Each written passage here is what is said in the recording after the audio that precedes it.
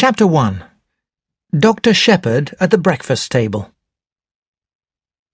Mrs. Ferrers died on the night of the 16th of September, a Thursday. I was sent for at 8 o'clock on the Friday morning, and a few minutes after 9 I reached home again. "Is that you, James?" my sister Caroline called. "Come and get your breakfast." I walked into the dining room. "You've had an early call?" "Yes," I said. "King's Paddock, Mrs. Ferrers."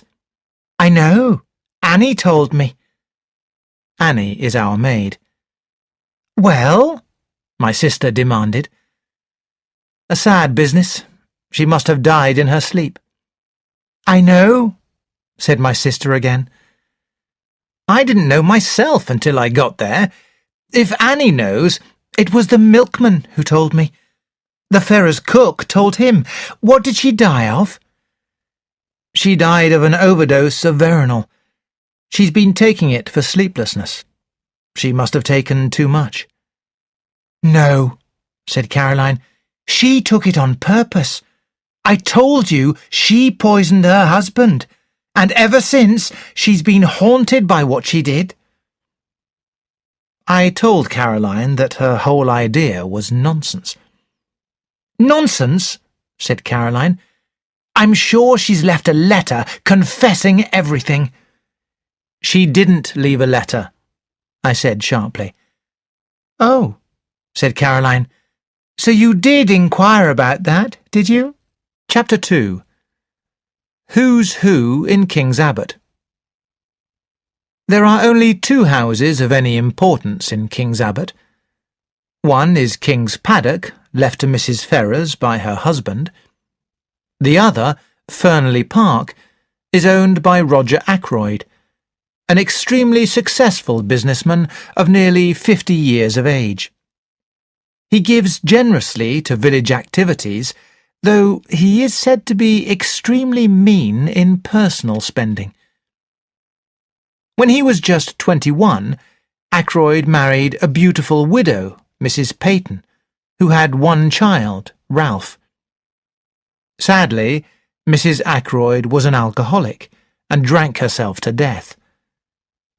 Ralph, now 25, has been a continual source of trouble to Ackroyd. However, we are all very fond of Ralph in King's Abbott. After her husband's death, Ackroyd and Mrs. Ferrers were always seen together, and it was thought that at the end of a period of mourning, Mrs. Ferrers would become Mrs. Roger Ackroyd. The Ferrerses only came to live here just over a year ago. Before that, the whole village had confidently expected Ackroyd to marry his housekeeper, Miss Russell. At the same time, his widowed sister-in-law, Mrs. Cecil Ackroyd, with her daughter, came to stay with Ackroyd, and she certainly disapproved of him marrying his housekeeper. I went on my round, my thoughts returning to Mrs. Ferrers' death. I had last seen her only yesterday, walking with Ralph Peyton. I had been very surprised to see him. He and his stepfather had argued very badly 6 months ago, and he hadn't been seen in King's Abbott since. I was still thinking of it when I came face to face with Roger Ackroyd himself. "Shepherd," he exclaimed, "this is a terrible business. I've got to talk to you. Can you come back with me now?" "No, I've got patients to visit still, and surgery." "Then come for dinner tonight, at 7:30. Damn, here's old Miss Gannett coming. I don't want to have to talk to her. See you tonight, Shepherd." Miss Gannett was full of gossip. Wasn't it sad about poor dear Mrs. Ferrers? People were saying she had been a drug addict. I went home, thoughtful, to find several patients waiting for me to begin surgery. Chapter 3. The Man Who Grew Vegetable Marrows. I told Caroline at lunch that I would be dining at Fernly. "Excellent," she said. "You'll hear all about it. By the way, why is Ralph staying at the Three Boars pub? He arrived yesterday morning, and last night he went out to meet a girl. I don't know who she is." It must have been very hard for Caroline to have to admit that she didn't know. "But I can guess," continued my sister. "His cousin, Flora Ackroyd, is, of course, no relation really to Ralph Peyton. They are secretly engaged. Ackroyd disapproves, and they have to meet secretly." I began to talk about our new neighbour, which stopped Caroline saying more about her romantic theory. The house next door, the Larches, has recently been rented by a stranger.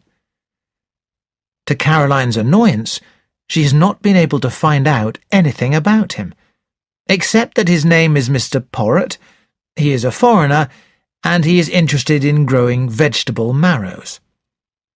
That is not the sort of information Caroline wants. She wants to know where he comes from, what he does, whether he is married, and so on. "My dear Caroline," I said, "there's no doubt that the man is a retired hairdresser. Look at that moustache of his." I escaped into the garden. I was digging up weeds when a heavy object flew past my ears and fell at my feet. It was a marrow. Over the wall there appeared an egg-shaped head, partly covered with suspiciously black hair, a huge moustache, and a pair of green eyes. It was the mysterious Mr. Poirot. "1,000 pardons, monsieur. For some months now I grow the marrows. This morning I become angry with them. I seize one, I throw him over the wall. Oh, monsieur, I am ashamed. Do not worry, it is not a habit with me. But, monsieur, do you not think that a man may work to reach a peaceful retirement, and then find that after all he wants the old, busy days back, and the occupation that he thought he was so glad to leave?" "Yes," I said, thinking how strangely he spoke English. "I know that feeling well. I have always wanted to travel, to see the world. A year ago I inherited some money, enough to allow me to realize a dream, yet I am still here." My little neighbour nodded. "Habits are very hard to break. And, monsieur, my work was the most interesting work there is in the world, the study of human nature." Clearly a retired hairdresser. Who knows the secrets of human nature better than a hairdresser? "Also, I had a friend who for many years never left my side. Occasionally he behaved stupidly enough to make me afraid, but his honest opinions, the pleasure of delighting and surprising him by my greater intelligence, I miss these things more than I can tell you." "He died?" "Not so. He lives now in the Argentine." "In the Argentine," I said jealously. Mr. Poirot looked at me sympathetically. "You will go there, yes?" he asked. I shook my head with a sigh. I could have gone a year ago, but I was foolish and speculated. "Not those new oil fields?" he asked. "I thought about them, but in the end I chose a gold mine in Western Australia." My neighbour was regarding me with a strange expression. "It is fate that I should live next to a man who would seriously consider investing in oil fields and gold mines. And you are a doctor, a man who knows the stupidity of most things. Well, we are neighbours.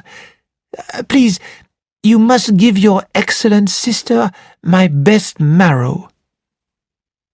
He bent down, picked up a huge marrow, and gave it to me. "Indeed," said the little man cheerfully, "this has not been a wasted morning. I have met a man who in some ways resembles my old friend. By the way, you must know everyone in this village. Who is the young man with the very dark hair and eyes and the handsome face?" "Captain Ralph Peyton," I said. "He is the stepson of Mr. Ackroyd of Fernly Park." "I should have guessed. Mr. Ackroyd spoke of him many times." "You know Mr. Ackroyd?"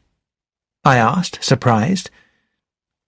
"Mr. Ackroyd knew me in London when I worked there. I have asked him to say nothing of my profession down here. I have not even tried to correct the way the local people pronounce my name. So, Captain Ralph Peyton, and he is engaged to the beautiful Miss Flora." "Who told you so?" "Mr. Ackroyd. He put some pressure on the young man. That is never wise. A young man should marry to please himself, not to please a stepfather, even though he expects to inherit a great deal of money from him." I was confused.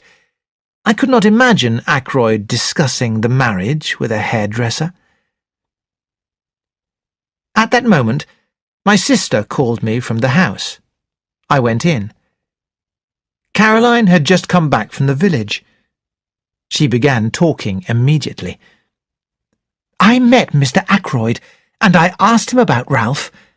He was astonished. He had no idea the boy was down here. Then he went on to tell me that Ralph and Flora are engaged, and I told him that Ralph was staying at the Three Boars." "Caroline," I said, "do you never think that you might do harm by repeating everything you hear?" "Nonsense. People should know things. I think Mr. Ackroyd went straight to the Three Boars, but if so, he didn't find Ralph there, because as I was coming through the woods—" "Coming through the woods?" I interrupted. "It was such a lovely day. The autumn colours are so perfect at this time of year." Caroline does not like woods at any time of year, but our local woods are the only place where you can talk with a young woman unseen by the whole village. "Anyway, I heard voices. One was Ralph Peyton's. The other was a girl's. She said something I didn't hear, and Ralph answered very angrily. 'My dear girl,' he said, 'the old man will disinherit me, which means I'll be very, very poor. If he doesn't, I will be a very, very rich man when he dies, so I don't want him to change his will.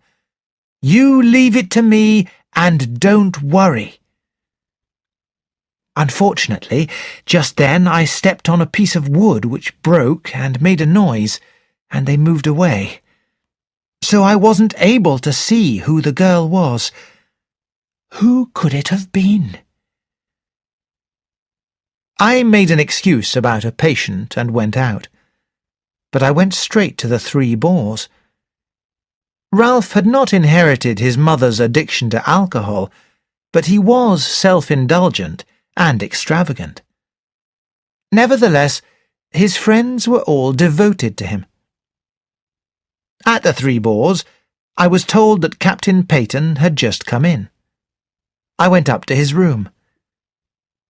"Why, it's Shepherd, the one person I'm glad to see in this place.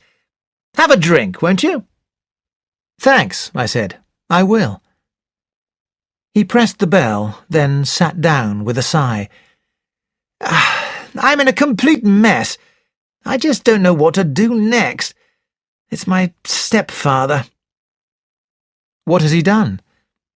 "It isn't what he's done, but what he's likely to do." "If I could help," I suggested. He shook his head. "It's good of you, Doctor, but I've got to do this on my own." Chapter 4. Dinner at Fernly. As Parker, the Fernly Park butler, took my coat, Ackroyd's secretary, a pleasant young man called Geoffrey Raymond, passed through the hall on his way to Ackroyd's study, with his hands full of business documents. "Good evening, Doctor. Coming to dine? Or is this a professional call?" This referred to my black bag, which I had put down on the oak table. I explained that I expected to be called to deliver a baby at any moment. Raymond went on his way, saying, "Go into the drawing-room. I'll tell Mr. Ackroyd you're here." I noticed, just as I was turning the handle of the drawing-room door, a sound from inside, like the shutting down of a sash window. As I walked in, Miss Russell, Ackroyd's housekeeper, was just coming out. What a good-looking woman she was. "I'm afraid I'm early," I said. "Oh, I don't think so. It's gone 7:30, Dr. Shepherd. But I must be going. I only came in to see if the flowers were all right." She went, and I saw, of course, what I had forgotten, that the windows were long French ones opening on the terrace, so that could not have been the sound I heard. I noticed the silver table, which displays silver and other valuable items.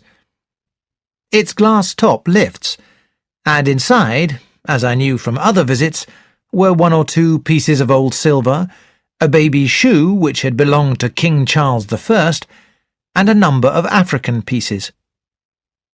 Wanting to examine one of the figures more closely, I lifted the lid. It slipped through my fingers and fell. The sound I had heard was this lid being shut down. I was still bending over the silver table when Flora Ackroyd came in. Nobody can help admiring her. She has pale gold hair, her eyes are the deepest blue, and her skin is the colour of cream and roses. "Congratulate me, Dr. Shepherd," said Flora. She held out her left hand. On the third finger was a beautiful single pearl ring. "I'm going to marry Ralph. Uncle is very pleased." I took both her hands in mine.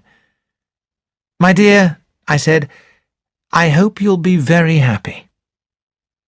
"We've been engaged for about a month," continued Flora, "but it was only announced yesterday.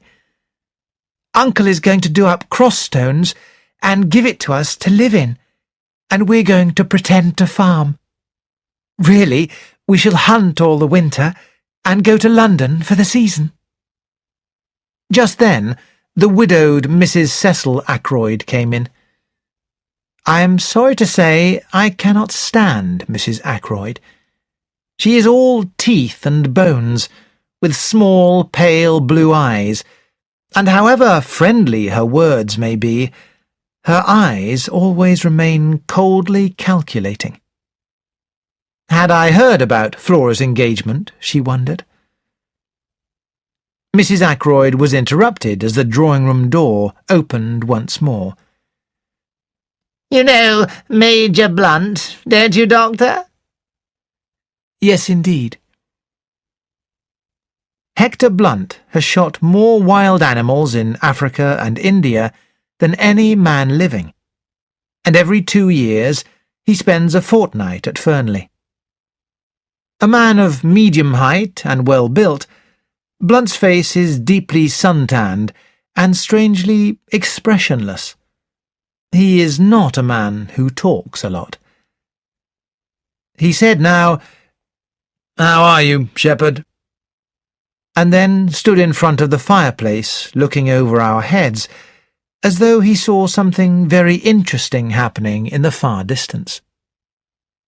"Major Blunt," said Flora, "could you tell me about these African things?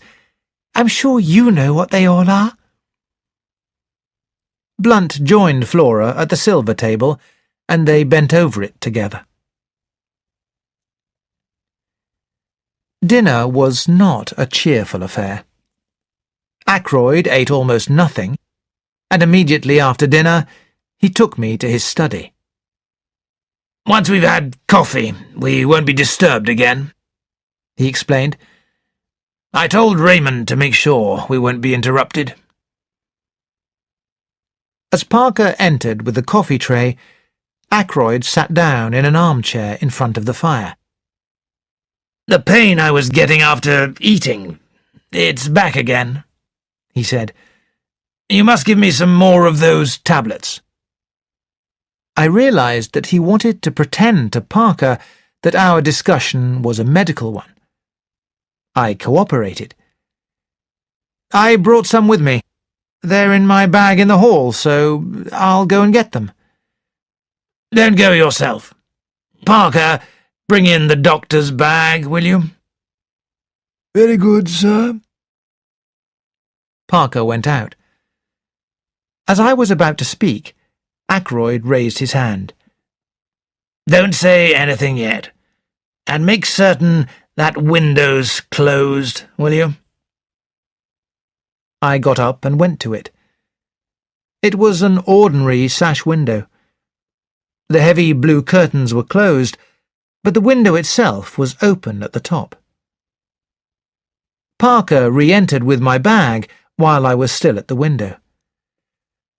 "That's done," I said as the door closed behind Parker. "What's the matter with you, Ackroyd?" "I'm in mental agony," he said. "Yesterday, Mrs. Ferrers told me she poisoned her husband. I want your advice. I don't know what to do." "Why did Mrs. Ferrers tell you this?"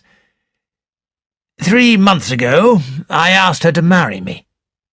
She said yes, but that I couldn't announce it until her year of mourning was over. Yesterday I pointed out that a year and 3 weeks had now passed since her husband's death. I had noticed that she had been behaving strangely for some days. She told me everything. Her hatred of her brutal husband, her growing love for me, and the terrible thing she had done. Poison. My goodness, it was murder in cold blood. I saw the horror in Ackroyd's face, just as Mrs. Ferrers must have seen it. "But, Shepherd, it seems that someone knew about the murder and has been blackmailing her for huge sums of money. The strain of that drove her nearly mad." "Who was the man?" "She wouldn't tell me," said Ackroyd slowly. "She didn't actually say that it was a man, but—" "Of course," I agreed. "It must have been a man. And you've no suspicion at all?" "Something she said made me think that the blackmailer might be among my household, but I must have misunderstood her." "What did you say to her?" I asked. "What could I say? By telling me, she made me as guilty as herself, unless I reported her to the police. She made me promise to do nothing for 24 hours. I swear to you, Shepherd, that it never entered my head what she was going to do. Suicide. And I drove her to it. She saw the awful shock on my face, the horror of what she'd done. But what am I to do now? The poor lady is dead. Why bring up past trouble? But How am I to get hold of that scoundrel who blackmailed her to her death?" "I see," I said. "The person ought to be punished, but the cost must be understood. Her reputation ruined, suspicion that you really might have been her accomplice." "Look here, Shepherd. Suppose we leave it like this. If no word comes from her after 24 hours, we won't say anything." "What do you mean by word coming from her?" I asked curiously. "I have the strongest impression that she left a message for me, and I've got a feeling that by choosing death she wanted the whole thing to come out, if only to get revenge on the man who made her desperate." The door opened, and the butler, Parker, entered, carrying some letters on a silver tray. "The Evening Post, sir?" Ackroyd took the letters off the tray, then Parker collected the coffee cups and left quietly. Ackroyd was staring at a long blue envelope, like a man turned to stone. Her writing. She must have posted it last night, just before... He tore open the envelope and pulled out a thick letter. Then he looked up sharply. "You're sure you shut the window?" "Quite sure." "I'm full of nerves," murmured Ackroyd to himself. He unfolded the thick sheets of paper and read in a low voice, "My very dear Roger, I killed Ashley, and now I must die to pay for that. I saw the horror in your face this afternoon, so I am taking the only road open to me. I leave to you the punishment of the blackmailer who has made my life unbearable. I could not tell you the name this afternoon, but I propose to write it to you now. If you can, my very dear Roger, forgive me." Ackroyd paused. "Shepherd, I'm sorry, but I must read this alone," he said unsteadily. He put the letter in the envelope and laid it on the table. "Later, when I am alone." For some reason, I tried to persuade him. "At least read the name of the blackmailer," I said. He refused. The letter had been brought in at 20 minutes to 9. It was 10 minutes to 9 when I left him, the letter still unread. I hesitated with my hand on the door handle, looking back and wondering if there was anything I had left undone. I could think of nothing. As I closed the door behind me, I was surprised to see Parker nearby. It occurred to me that he might have been listening at the door. "Mr. Ackroyd does not want to be disturbed," I said coldly. "He told me to tell you so." The village church clock rang 9 o'clock as I passed by the gatekeeper's cottage at the end of the drive, and 10 minutes later I was at home once more. It was 10:15 when the telephone rang. I picked it up. "What?" I said. "What?" "I'll come at once." I called to Caroline. "That was Parker telephoning from Fernly. They've just found Roger Ackroyd. Murdered." Chapter 5. Murder. I heard the noise of the door chain at Fernly Park, and then Parker stood in the open doorway. "Where is he?" I demanded. "Have you telephoned the police?" "The police, sir?" Parker stared at me. "What's the matter with you, Parker? If your master has been murdered—" "The master? Murdered? Impossible, sir." "Didn't you telephone me not 5 minutes ago and tell me that Mr. Ackroyd had been found murdered?" "Me? Oh, no indeed, sir." "I'll give you the exact words I heard. 'Is that Dr. Shepherd? Parker speaking. Will you please come at once, sir? Mr. Ackroyd has been murdered.'" "A wicked joke to play, sir," Parker said in a shocked voice. "Where is Mr. Ackroyd?" I asked. "Still in the study, sir. The ladies have gone to bed, and Major Blunt and Mr. Raymond are in the billiard-room." "I think I'll just look in and see him," I said. I passed through the door on the right of the main hall into the small inner hall which led to Ackroyd's study. A small flight of stairs to the left went up to his bedroom. I tapped on the study door. There was no answer, and the door was locked. "Allow me, sir," said Parker, who had followed me. He dropped on one knee and looked through the keyhole.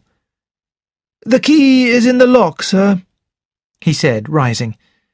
"Mr. Ackroyd must have locked himself in and fallen asleep." I shook the handle and called out, "Ackroyd?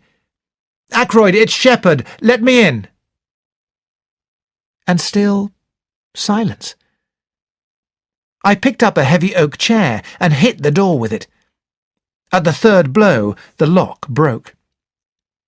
Ackroyd was sitting as I had left him, in the armchair in front of the fire. His head had fallen sideways, and just below the collar of his jacket was a shining piece of metal. "Stabbed from behind," Parker murmured. "Horrible." He stretched out a hand towards the handle of the dagger.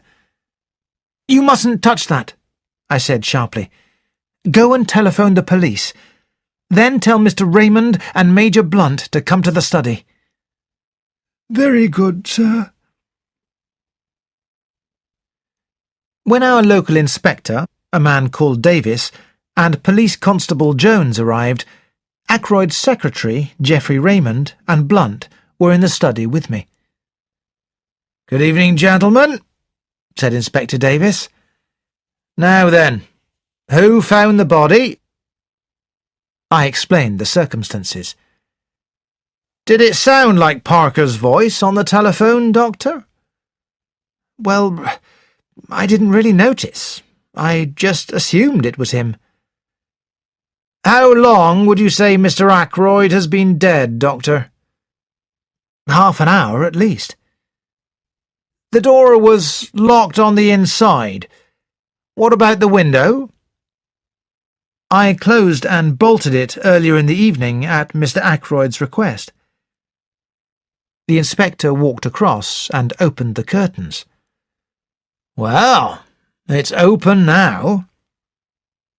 True, the lower sash was raised as high as it could go.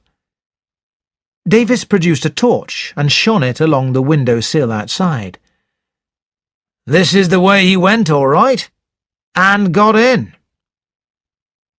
In the light of the torch, several footprints could be seen. "Are there any valuables missing?" Geoffrey Raymond shook his head. "Not that we can discover."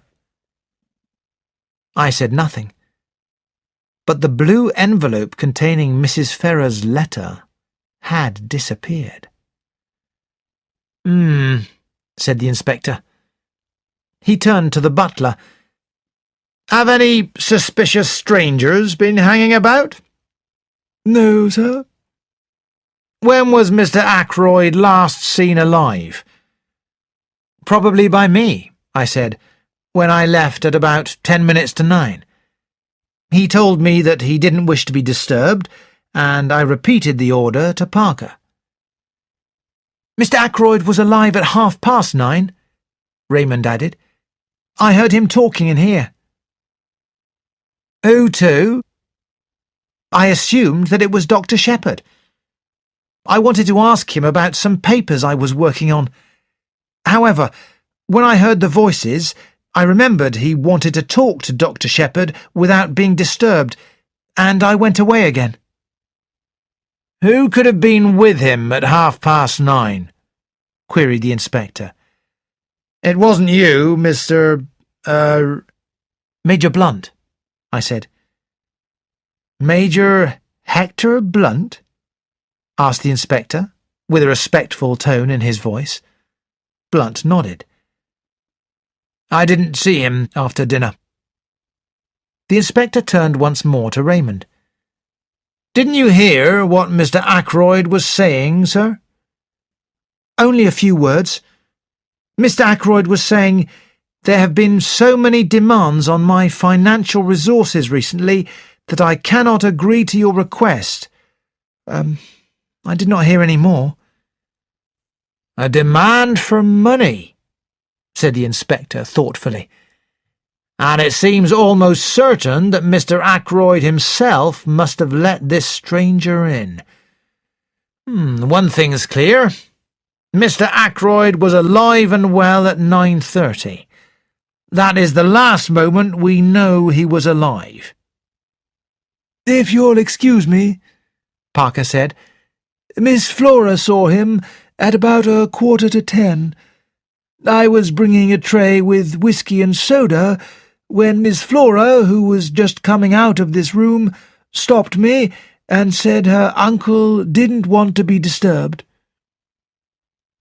You had already been told that Mr. Ackroyd didn't want to be disturbed, hadn't you? Yes, sir, but I always bring the drinks tray about that time, sir. Parker was shaking. His reaction looked more like guilt than shock. Said the inspector. I must see Miss Ackroyd at once. For the moment, we'll leave this room as it is. I will just close and lock the window. He then led the way into the small hall, and we followed him. Constable Jones, stay here. Don't let anyone go into that room. If you'll excuse me, sir, said Parker. If you lock the door into the main hall, nobody can get into this part of the house. The inspector then locked the hall door behind him and gave the constable some instructions in a low voice. We must get busy on those footprints, explained the inspector. But first of all, Miss Ackroyd. Does she know about the murder yet? Raymond shook his head. Well, she can answer my questions better without being upset by knowing about the murder. Tell her there's been a burglary and ask her to come down and answer a few questions. In less than 5 minutes, Flora came down the main staircase, and the inspector stepped forward. Good evening, Miss Ackroyd. We're afraid there's been an attempt at burglary, and we want you to help us. Come into the billiard room and sit down. Now, Miss Ackroyd, Parker here says you came out of your uncle's study at about 9:45. Is that right? Quite right. I had been to say good night to him. Was there anyone with your uncle? He was alone. Did you happen to notice whether the window was open or shut? Flora shook her head. I can't say.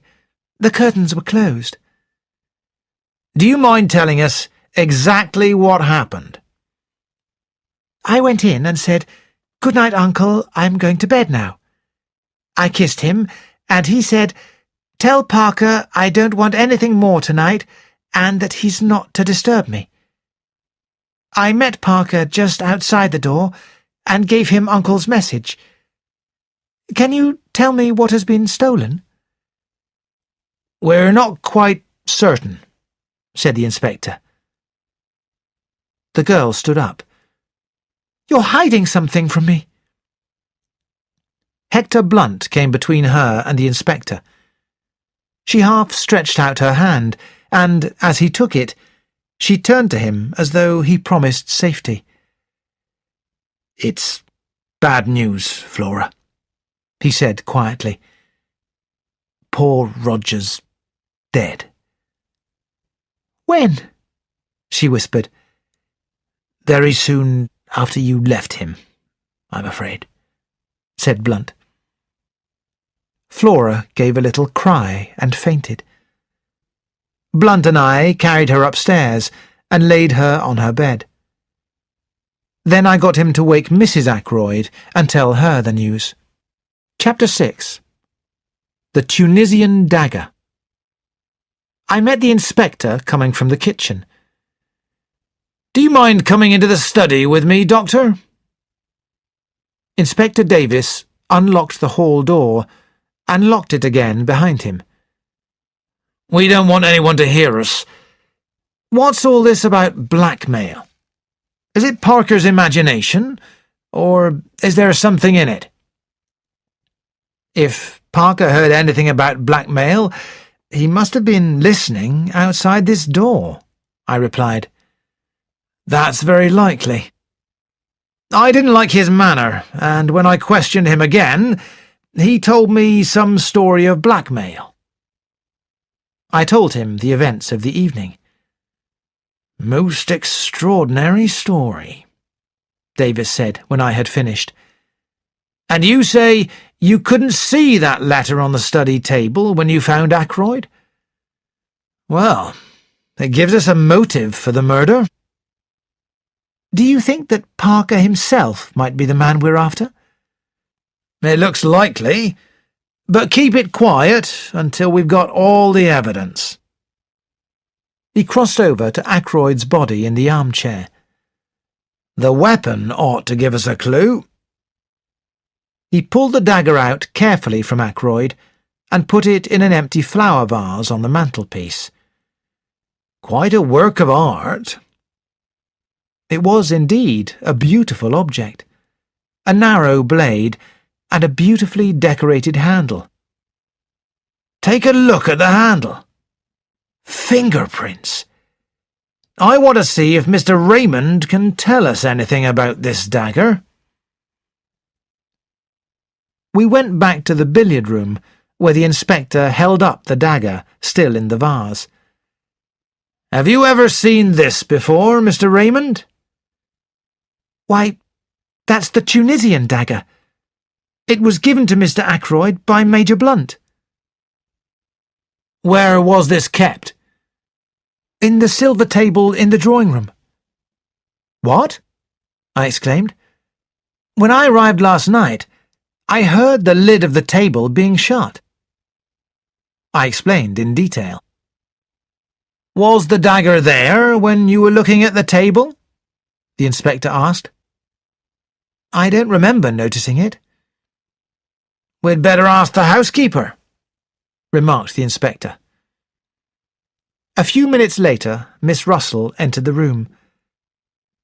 "Oh, yes, the silver table was open," she said, when the inspector had put his question.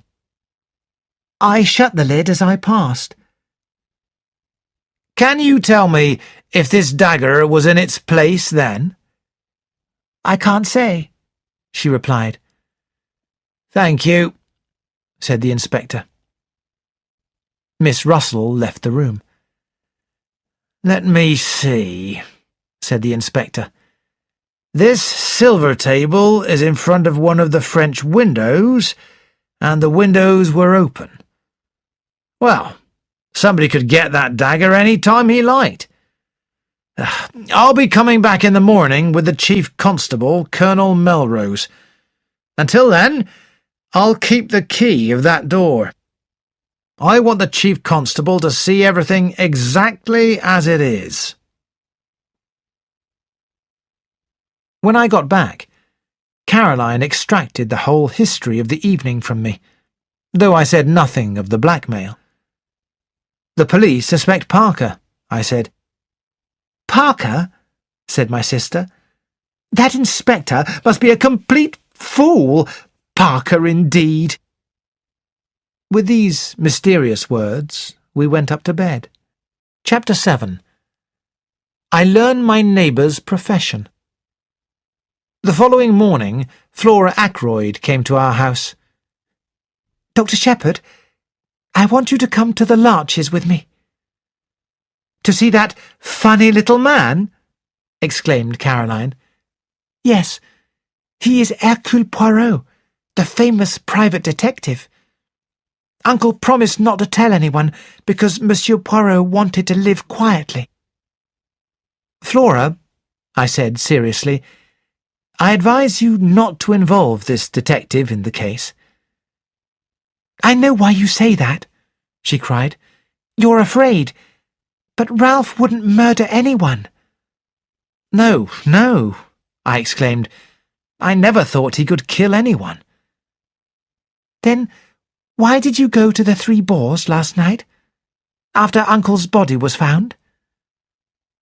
"How did you know about that?" "I heard from the servants that Ralph was staying there, so I went this morning. The people there told me that he went out at about 9 o'clock yesterday evening, and that later you came to see him and went up to his room to see if he was in. This morning they discovered that his bed hadn't been slept in." Her eyes met mine. "There must be a simple explanation." "Well, he wasn't in his room when I got there, so I came home. But I know the police don't suspect Ralph." "They do suspect him. A man from Cranchester arrived this morning, Inspector Raglan. He had been to the Three Boars before me. The barman told me all about the questions he asked. He must think Ralph did it. Oh, Dr. Shepherd, let us go at once to Monsieur Poirot. He will find out the truth." "Monsieur le Docteur," Monsieur Poirot said. "Mademoiselle." He bowed to Flora. "I have heard of the tragedy which has occurred, and I offer all my sympathy. In what way can I serve you?"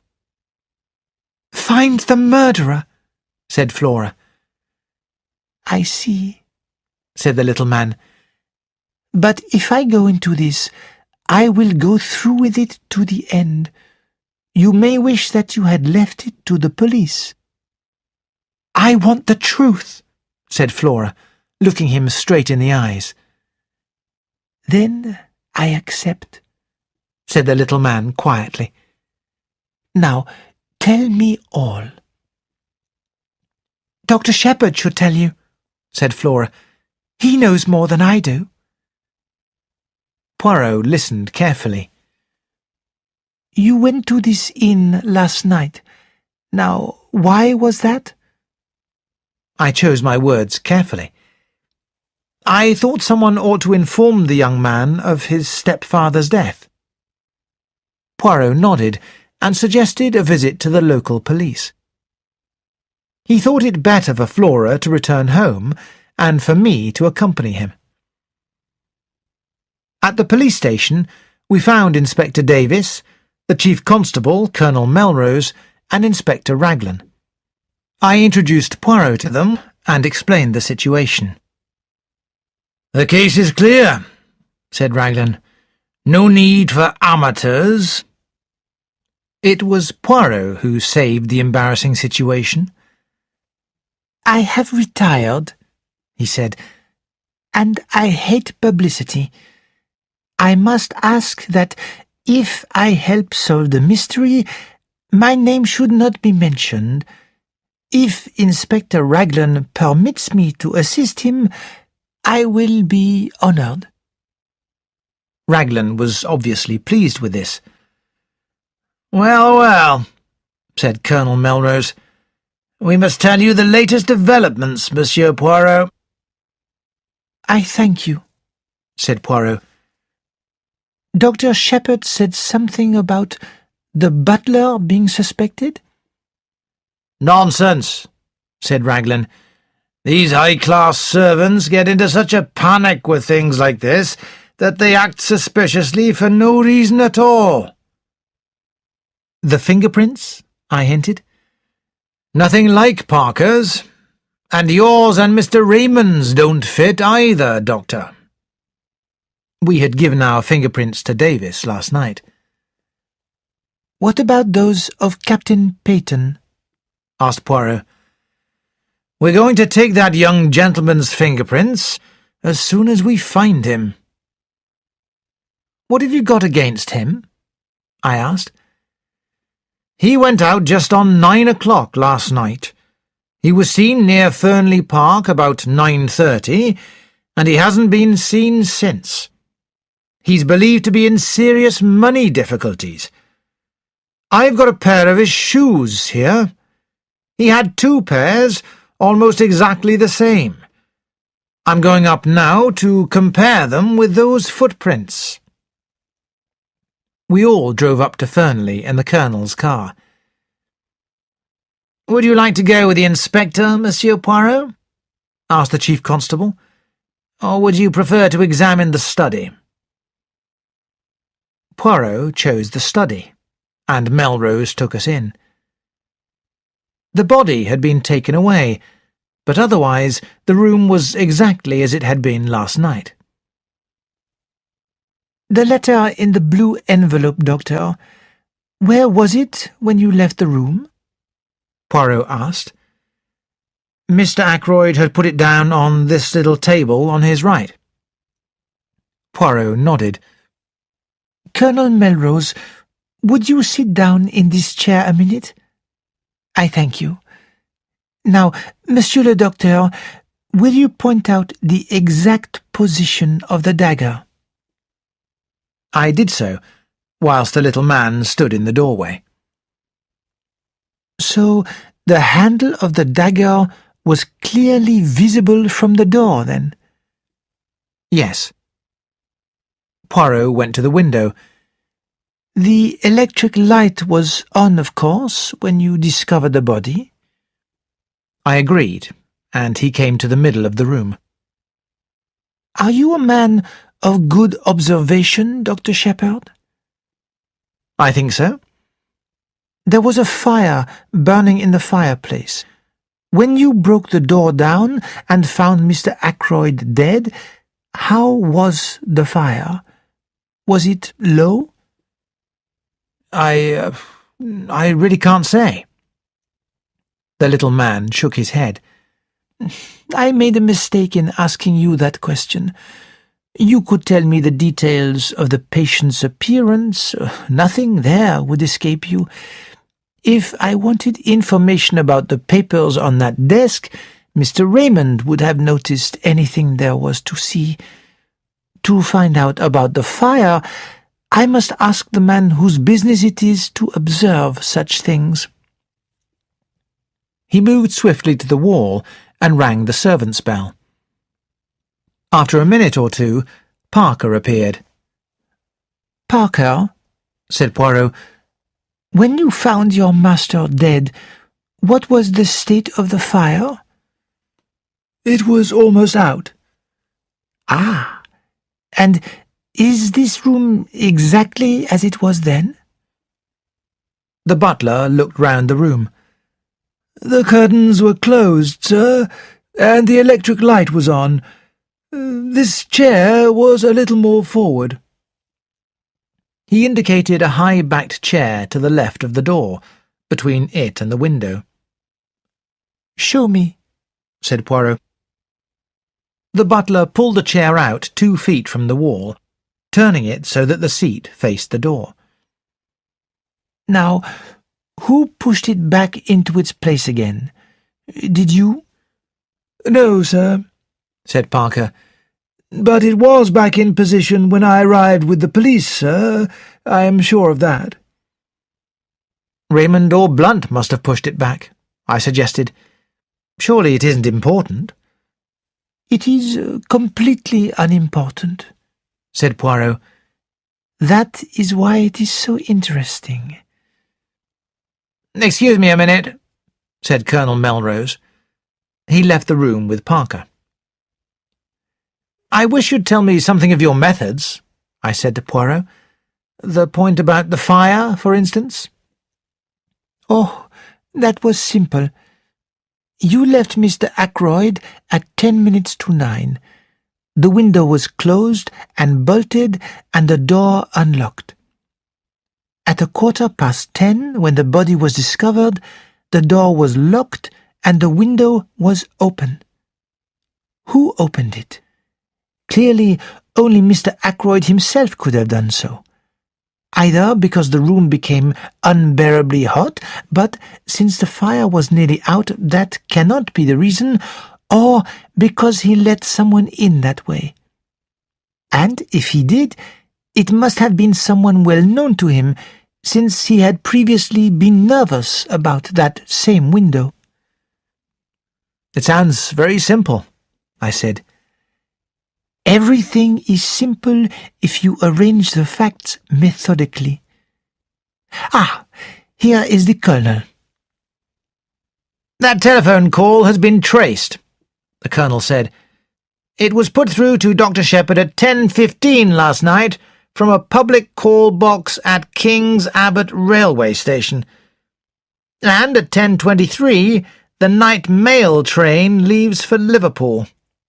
Chapter 8. Inspector Raglan is confident. You will be making inquiries at the station? I asked. Naturally, but you know what that station is like, replied Colonel Melrose. I did. King's Abbott station is an important one where different railway lines meet. It has 2 public telephone boxes. At that time of night, 3 local trains come in to deliver passengers to the express for Liverpool, which comes in at 10:19 and leaves at 10:23. The chances of someone being noticed telephoning or getting onto the express are very small indeed. But why telephone at all? Demanded Melrose. There seems no reason. Be sure there was a reason, Poirot said. And when we know that, we will know everything. We should find out if Mr. Ackroyd had been visited by any strangers during the past week. Colonel Melrose went in search of Raymond, and I rang the bell for Parker. When Geoffrey Raymond came in, he seemed delighted to meet Poirot. "It will be a great privilege to watch you at work," he said. Then, "Hello, what's this?" Poirot had moved aside, and I saw that while my back had been turned, he had pulled out the armchair so that it stood in the position Parker had indicated. "Monsieur Raymond, this chair was pulled out, like this, last night when Mr. Ackroyd was found killed. Someone moved it back into its place. Did you move it back?" "No. I don't even remember that it was in that position." "It is of no importance," said the detective as Parker came in. "What I really want to ask you is this. Did any stranger come to see Mr. Ackroyd during this past week?" "No," said Raymond. "I can't remember anyone. Can you, Parker?" "There was the young man who came on Wednesday, sir," he said. "From Curtis and Trout, I understood he was." "Oh, that is not the kind of stranger this gentleman means." Raymond turned to Poirot. "Mr. Ackroyd had some idea of buying a dictaphone. The firm sent down their salesman, but Mr. Ackroyd did not buy." The butler spoke to Raymond. "Mr. Hammond has just arrived, sir." "I'll come at once," said the young man. Poirot looked inquiringly at the chief constable. "Mr. Hammond is the family lawyer, Monsieur Poirot." Poirot nodded. "Could you please show me the table from which the dagger was taken?" We went to the drawing-room, but on the way, Constable Jones waylaid Colonel Melrose, who went with him. I showed Poirot the silver table, and after raising the lid once and letting it fall, he pushed open the window and stepped out onto the terrace. I followed him. Inspector Raglan had just come round the corner of the house. "Well, Monsieur Poirot, this isn't going to be much of a case. I'm sorry, too, because I like Ralph Peyton, A nice young fellow gone wrong." "You have worked so quickly," Poirot observed. "How exactly did you reach this conclusion, if I may ask?" "To begin with, method. That's what I always say. Method. First, Mr. Ackroyd was last seen alive at 9:45 by Miss Flora. At 10:30, the doctor says that Mr. Ackroyd had been dead at least half an hour. That gives us exactly a quarter of an hour in which the crime was committed. I made a list of everyone in the house and worked through it, setting down opposite their names where they were and what they were doing between 9:45 and 10 p.m. He handed a sheet of paper to Poirot. I read it over his shoulder. Major Blunt, in billiard room with Mr. Raymond. Major Blunt confirms this. Mr. Raymond, billiard room, see above. Mrs. Ackroyd, 9:45, watching billiard match, went up to bed 9:55. Miss Ackroyd went straight upstairs from her uncle's room, confirmed by Parker, also housemaid, Elsie Dale. Servants. Parker went straight to butler's pantry, confirmed by housekeeper Miss Russell. Miss Russell, as above, spoke to housemaid Elsie Dale upstairs at 9:45. Ursula Bourne, parlour-maid, in her own room until 9:55, then in servants' hall. Mrs. Cooper, cook, in servants' hall. Gladys Jones, second housemaid, in servants' hall. Elsie Dale, upstairs in bedroom, seen there by Miss Russell and Miss Flora Ackroyd. Mary Thripp, kitchen maid, servants' hall. The cook has been here 7 years, the parlour-maid 18 months, and Parker just over a year. The others are new. Except for Parker, they all seem quite all right." "I am quite sure that Parker did not commit the murder," Poirot said. "That covers the household," continued the inspector. "Now, Mary Black, who lives in the house by the Fernly Park gates, the lodge, was closing the curtains last night when she saw Ralph Peyton go past and take the path to the right, which is a quicker way than the drive to get to the terrace. It was exactly 25 minutes past 9. He enters the study through the window. At 9:30, Mr. Geoffrey Raymond hears someone in the study asking for money and Mr. Ackroyd refusing. What happens next? Let us suppose Captain Peyton leaves the same way, through the window. He walks along the terrace. He comes to the open drawing-room window. Say it's now 9:45. Miss Flora Ackroyd is saying good-night to her uncle. Major Blunt, Mr. Raymond, and Mrs. Ackroyd are in the billiard-room.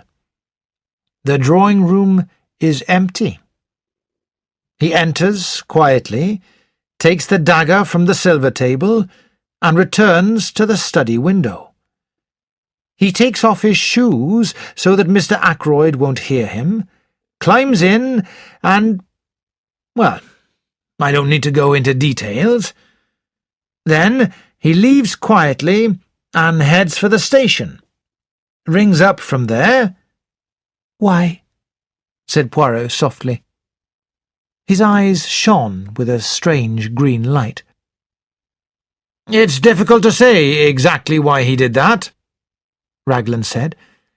"But murderers do funny things. Come along, and I'll show you those footprints." We followed him to the study window, where the constable produced the shoes taken from the local inn. The inspector laid them over the footprints. "They aren't the same pair that made these prints. He went away in those. This is a pair just like them, but older. See how the studs are worn down? Surely a great many people wear shoes with rubber studs in them? Asked Poirot. That's so.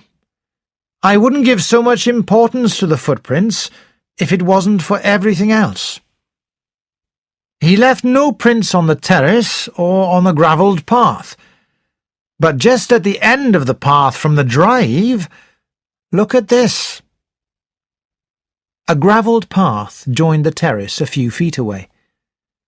In one place the ground was wet, and there again were the marks of footsteps, among them the shoes with rubber studs.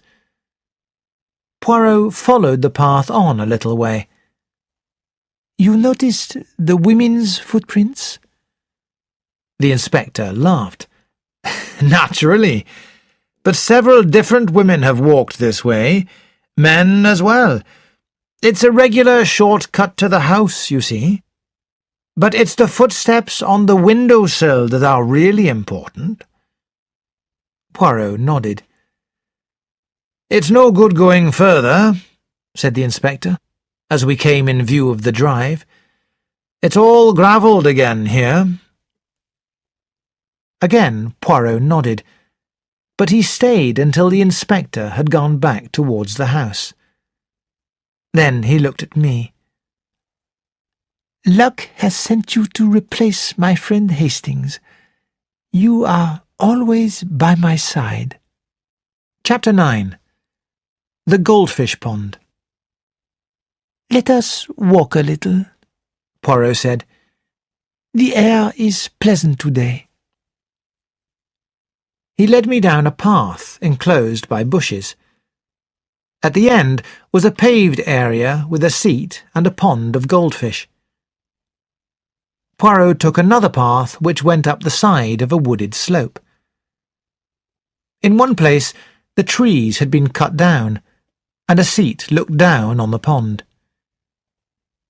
England is very beautiful, said Poirot. Then he smiled. And so are English girls. Hush, my friend, and look at the pretty picture below us. Flora was moving along the path we had just left, and she was singing quietly to herself. Despite her black mourning dress, there was nothing but joy in her whole attitude. She suddenly turned round, flung her head back, and laughed.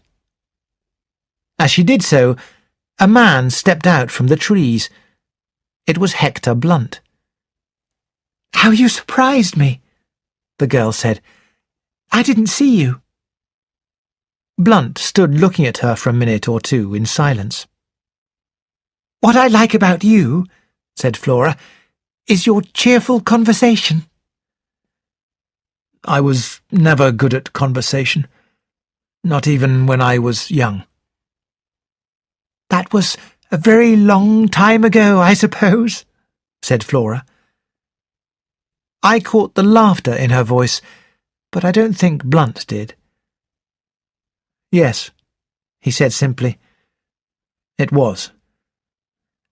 It's time I went back to Africa. I'm useless in social gatherings." "But you're not going now," cried Flora. "No, not while we're in all this trouble. Oh, please, if you go—" She turned away. "You want me to stay?" asked Blunt. I meant you personally," said Blunt with directness. Flora turned slowly back again and met his eyes.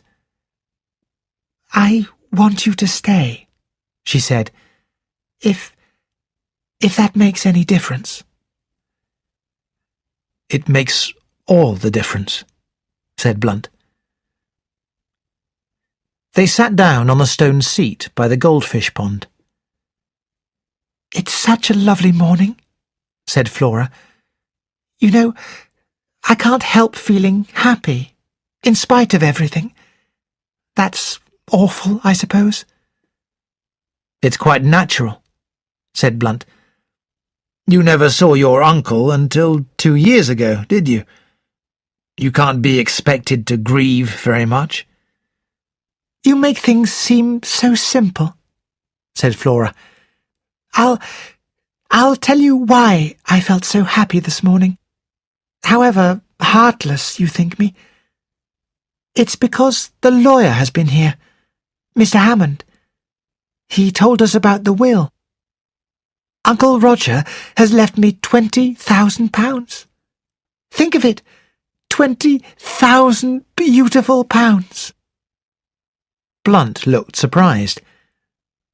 "Does it mean so much to you?" Why, it's everything. Freedom, life, no more pretending to be thankful for all the old clothes rich relations give you. Oh, I'm so happy. I'm free. Free to do what I like. Free not to— She stopped suddenly. "Not to what?" asked Blunt quickly.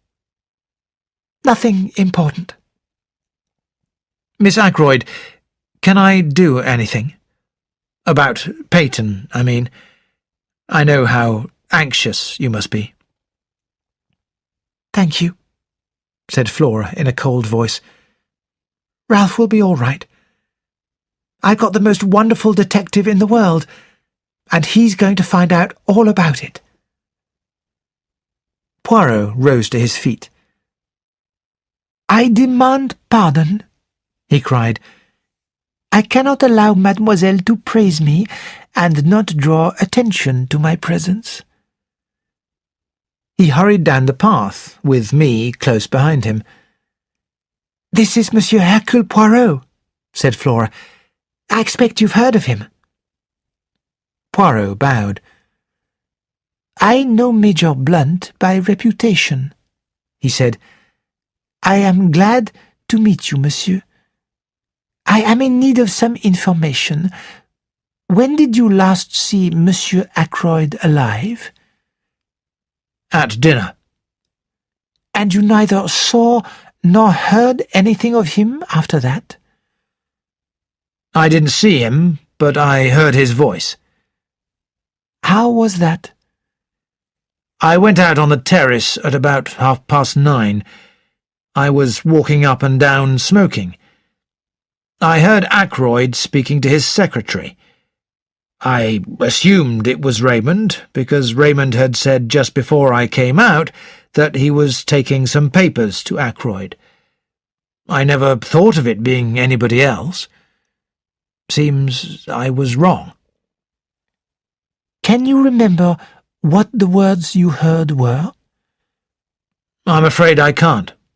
Something quite ordinary." "It is of no importance," murmured Poirot. "Did you move a chair back against the wall in the study after the body was discovered?" "Chair? No." Poirot turned to Flora. "There is one thing I should like to know from you, mademoiselle.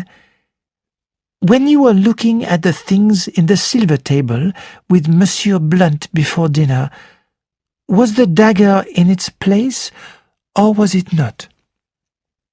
"Inspector Raglan asked me that. I'm certain the dagger was not there. Raglan thinks it was, and that Ralph took it later in the evening. He thinks I'm saying it to protect Ralph." "And aren't you?" I asked. Flora stamped her foot. "No, Dr. Shepherd." Poirot tactfully changed the subject of the conversation. "Look, there is something shiny in this pond. Let us see if I can reach it." He knelt down by the pond, pushed up the sleeve of his jacket, and put his arm in the water. However, the mud at the bottom of the pond moved, and his hand came out empty. Blunt looked at his watch. "Nearly lunchtime," he said. "We'd better get back to the house." "You will have lunch with us, Monsieur Poirot?" asked Flora. "I would like you to meet my mother." The little man bowed. "I will be delighted, mademoiselle." "And you will stay too, won't you, Dr. Shepherd?" We set off towards the house, Flora and Blunt walking ahead. Poirot began to brush drops of water off his sleeve. "And all for nothing, too," I said sympathetically. "I wonder what it was in the pond." "My good friend," he said gently, "Hercule Poirot does not risk spoiling his clothes without being sure of getting what he is looking for. Before showing my empty hand, I dropped what it contained into my other hand." He held out his left hand, palm open. On it lay a woman's wedding ring. I took it from him. "Look inside," commanded Poirot. I did so. Inside was fine writing. From R, March the 13th. I looked at Poirot, but I saw that he did not wish to say anything more. 3 possibilities came to my mind. The obvious one being that Ralph had secretly married Flora, despite her uncle's disapproval at that time. That Roger Ackroyd had been secretly married to Mrs. Ferrers, or, the least likely, that Roger Ackroyd had married his housekeeper, Miss Russell. Chapter 10. The Parlour Maid. We found Mrs. Ackroyd in the hall. With her was a small man with sharp grey eyes. "Mr. Hammond is staying to lunch with us," said Mrs. Ackroyd. "You know Major Blunt, Mr. Hammond, and dear Dr. Shepherd, a close friend of poor Roger's. And, let me see, this is Monsieur Poirot, Mother. I told you about him. He is going to find out who killed Uncle." Poirot went up to the lawyer and spoke to him quietly. I joined them, then hesitated. "Perhaps I'm intruding," I said.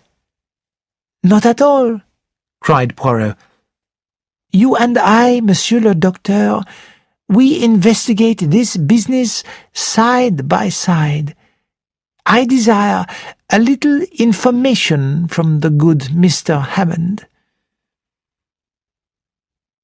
"I cannot seriously believe that Captain Peyton can be involved in this crime," the lawyer said. "The fact that he was in need of money is nothing.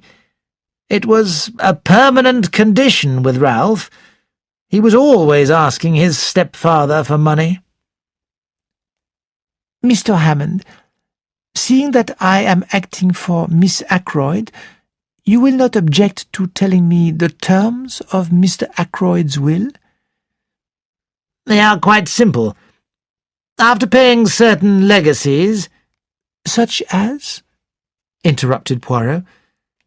£1,000 to his housekeeper, Miss Russell, £50 to the cook, Emma Cooper, £500 to his secretary, Mr. Geoffrey Raymond, then to various hospitals—" Poirot held up his hand. "Ah, the charitable bequests, they do not interest me." "Quite so. The income on £10,000 worth of shares is to be paid to Mrs. Cecil Ackroyd during her lifetime. Miss Flora Ackroyd inherits £20,000. Everything else, including this property and the shares in Ackroyd and Son, is left to his adopted son, Ralph Peyton. Captain Peyton will be a very wealthy young man." After lunch, the lawyer asked Mrs. Ackroyd, "Now, have you all the cash you need for now? If not, I can arrange to let you have whatever you require." "That ought to be all right," said Raymond. "Mr. Ackroyd cashed a cheque for £100 yesterday, for wages and other expenses due today." "Where is this money?" Hammond asked. "In his desk?"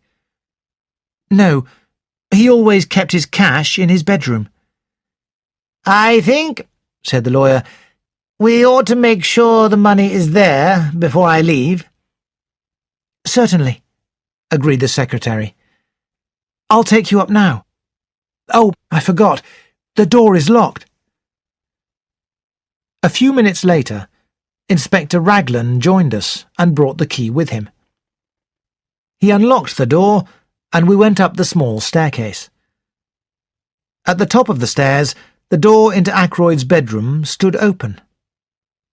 The inspector opened the curtains, letting in the sunlight, and Geoffrey Raymond went to the top drawer of a desk and took out a round leather box. Opening it, he took out a thick wallet. "Here is the money," he said, taking out some banknotes. "You will find the 100 there. Mr. Ackroyd put it in the box in my presence last night when he was dressing for dinner." Mr. Hammond took the notes and counted them. He looked up sharply. "There are only £60 here." "But I don't understand it," cried the secretary. "It is very simple," remarked Poirot. "Either Mr. Ackroyd paid out that £40 some time last evening, or else it has been stolen." The inspector turned to Mrs. Ackroyd. "Which of the servants would usually come in here yesterday evening?" "The housemaid would get the bed ready." "I think we ought to clear this matter up," said the inspector. "The other servants are all right, as far as you know? Has anything gone missing before?" "No." "Are any of them leaving?" "The parlour-maid gave notice yesterday, I believe." "To you?" "Oh, no. Miss Russell deals with household matters."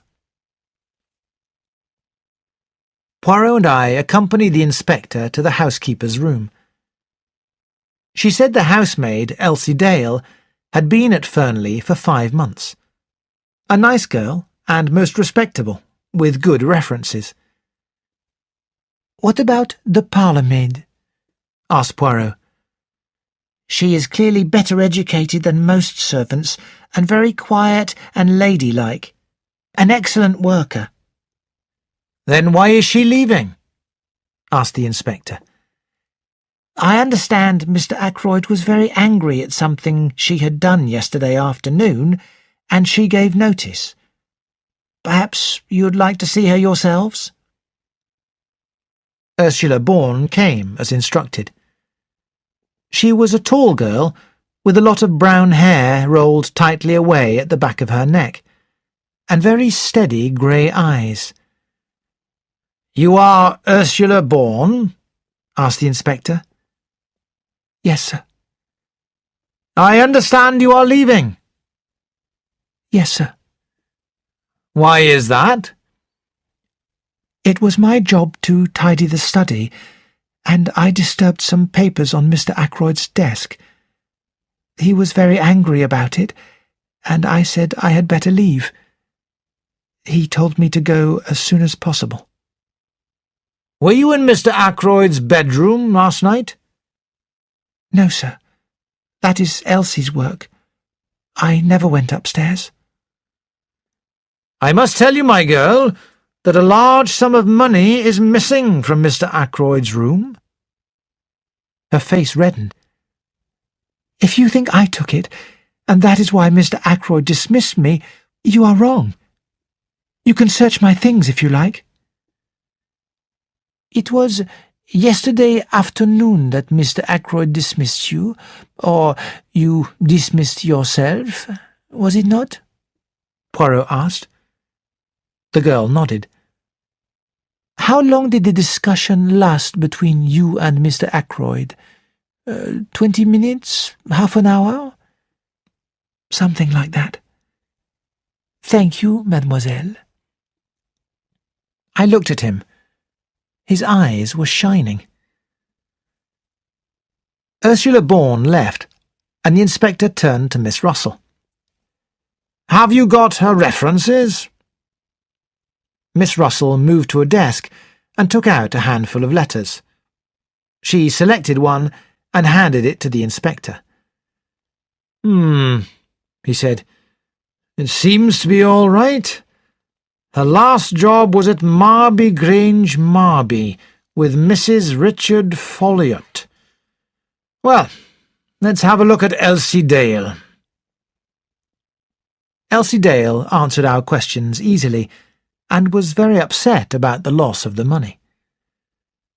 I don't think there's anything wrong with her, observed the inspector when she had gone. Well, thank you very much, Miss Russell. It's highly probable Mr. Ackroyd spent that money himself. I left the house with Poirot. I wonder, I said, what the papers Ursula Bourne disturbed were. They must have been important for Ackroyd to be so angry. The secretary said there were no papers of particular importance on the desk, said Poirot quietly.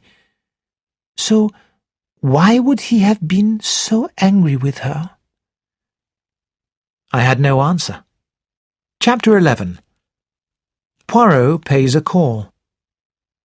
On Sunday, after seeing my patients, I arrived home at about 6 o'clock. "I've had a very interesting afternoon," began Caroline. "Have you?" I said. "Did Miss Gannett come for tea?" "No, Monsieur Poirot. Now, what do you think of that?" I thought a good many things of it, but I was careful not to say them to Caroline. "What did he talk about?" I asked. "He told me a lot about himself and his cases, and naturally we talked about the murder. I was able to correct Monsieur Poirot on several points. He was very grateful to me.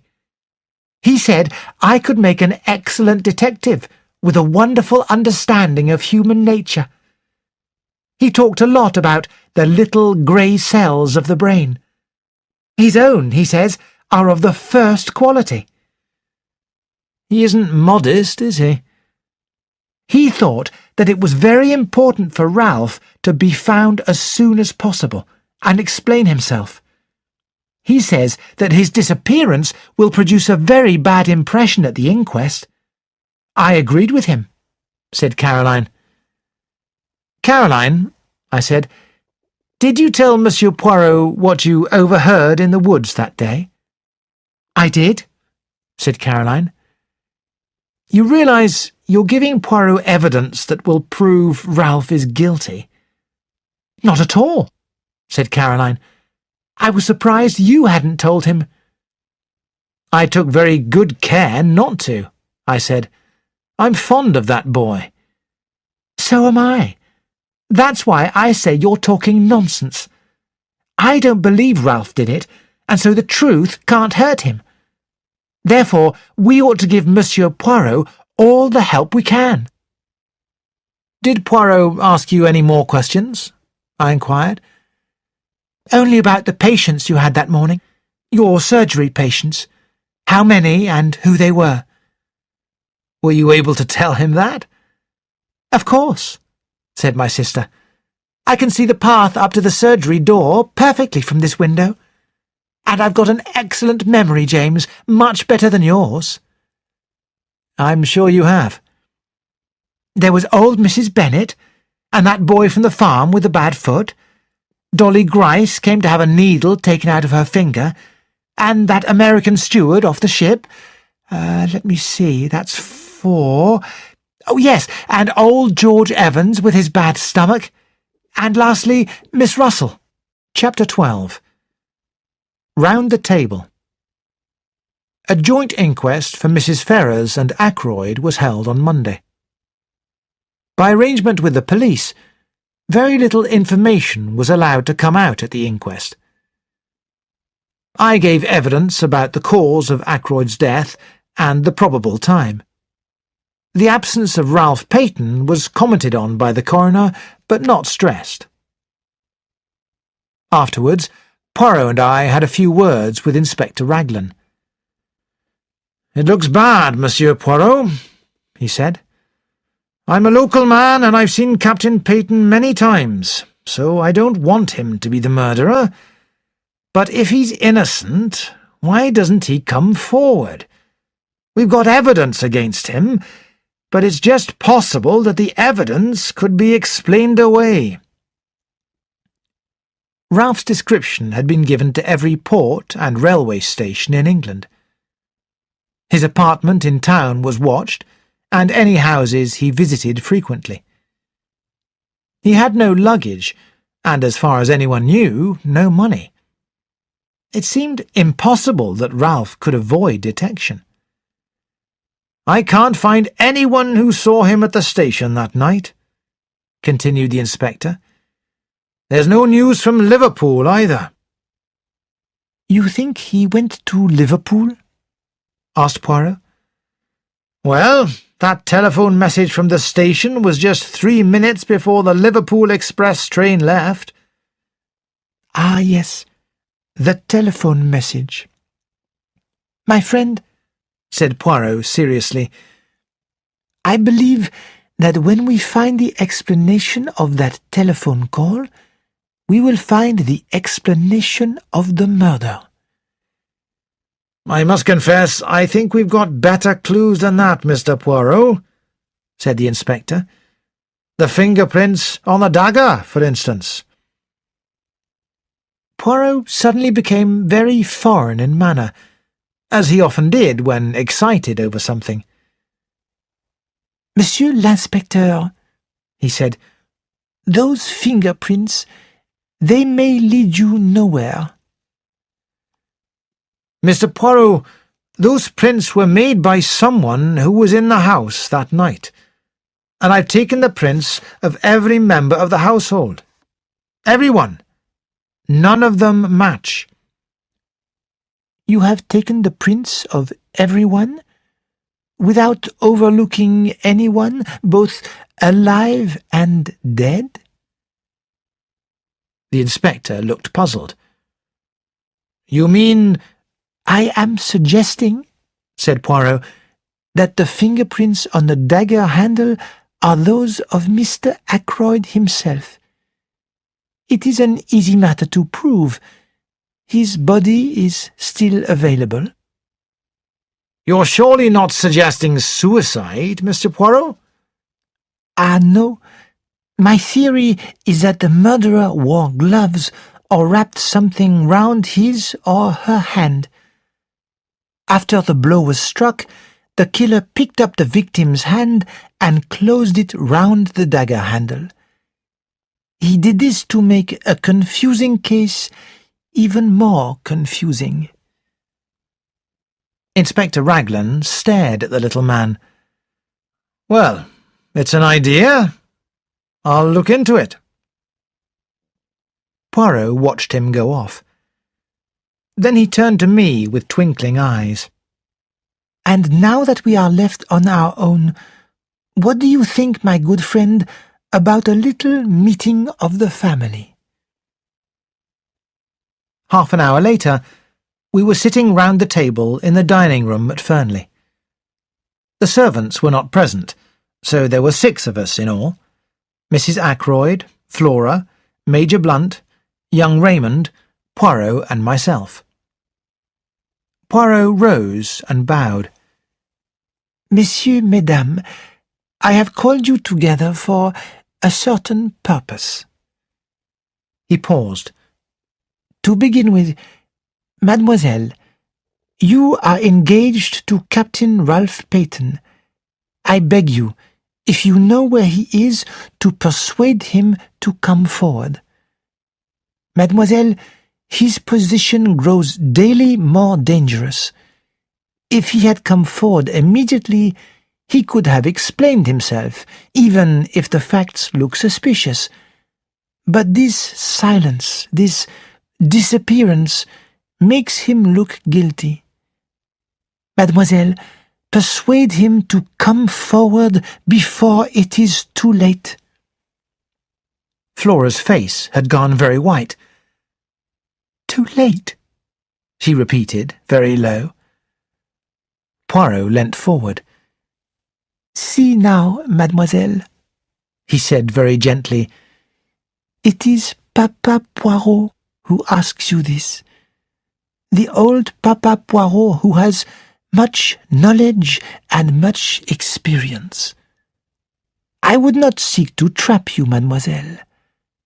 Will you not trust me and tell me where Ralph Peyton is hiding? The girl stood. Monsieur Poirot, she said in a clear voice, I swear to you that I have no idea where Ralph is, and that I have neither seen him nor heard from him either on the day of the murder or since. She sat down again. Poirot brought his hand down on the table with a sharp sound. That is that, he said. His face hardened. Now, I ask everyone sitting around this table, Mrs. Ackroyd, Major Blunt, Dr. Shepherd, Mr. Raymond. You are all friends of the missing man. If you know where Ralph Peyton is hiding, speak out. There was silence. Messieurs et mesdames, said Poirot, understand this. I mean to arrive at the truth. The truth, however ugly in itself, is always strange and beautiful to those who search for it. I tell you, I intend to know. And I will know, in spite of you all. How do you mean, in spite of us all? Raymond asked. Just that, monsieur. Every one of you in this room is hiding something from me. He raised his hand as a faint murmur of protest arose. It may be something unimportant that you do not think affects the case, but there it is. Each one of you has something to hide. Come now. Am I right? He looked questioningly at each of us, and every pair of eyes dropped before his. Yes, mine as well. I am answered, said Poirot with a strange laugh. He got up from his seat and went out. Chapter 13. The Motives. That evening, at Poirot's request, I went over to his house after dinner. He had placed a bottle of whisky on a small table, with water and a glass. He himself was making hot chocolate. He inquired politely about my sister, who he said was a most interesting woman. You will have got all the local gossip from her, I said. True and untrue. And a great deal of valuable information, he added quietly. Women, they are marvelous. They observe 1,000 little details without knowing that they are doing so. Their subconscious mind adds these little things together, and they call the result intuition. I wish you'd tell me, I said, what you really think of it all. You have seen what I have seen. Should our ideas not be the same? I'm afraid you're laughing at me. I've no experience of matters of this kind. Poirot smiled at me. So I give you then a little lecture. The first thing is to get a clear history of what happened that evening, always remembering that the person who speaks may be lying. Now, first, Dr. Shepherd leaves the house at 10 minutes to 9. How do I know that? Because I told you so. You might not be speaking the truth. But Parker also says that you left the house at 10 minutes to 9, so we accept that and pass on. At 9 o'clock, you leave the park gates. How do I know that that is so?" "I told you so," I began again, but Poirot interrupted me with a gesture of impatience. "Ah, you are a little stupid tonight, my friend. You know that it is so, but how am I to know? You do not use your little grey cells. Now, what did you think of the parlour maid's story? Does it take half an hour to dismiss a servant? Was the story of those important papers true? Tell me now your own ideas." I took a piece of paper from my pocket. "I wrote down a few suggestions," I said. "But excellent. You have method. Let us hear them." "To begin with, one must look at the thing logically." "Just what my poor friend Hastings used to say," interrupted Poirot. "But alas, he never did so." Point number 1. Mr. Ackroyd was heard talking to someone at 9:30. Point number 2. At some time during the evening, Ralph Peyton must have come in through the window. The prints of his shoes tell us that. Point number 3. Mr. Ackroyd would only have let in someone he knew. Point number 4. The person with Mr. Ackroyd at 9:30 was asking for money. We know Ralph Peyton needed money. These 4 points go to show that the person with Mr. Ackroyd at 9:30 was Ralph Peyton. But we know that Mr. Ackroyd was alive at 9:45. Therefore, it was not Ralph who killed him. Ralph left the window open. Afterwards, the murderer came in that way.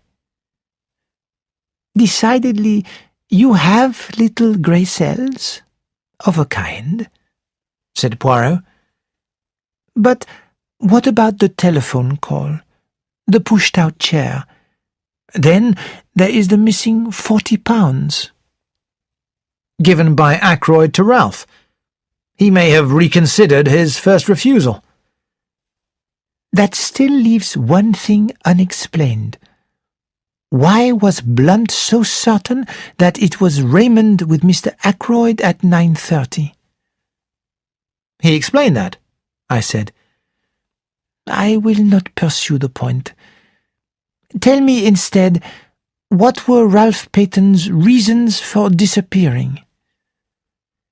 Ackroyd was murdered a few minutes after Ralph left. He must have been afraid he would be accused and ran away.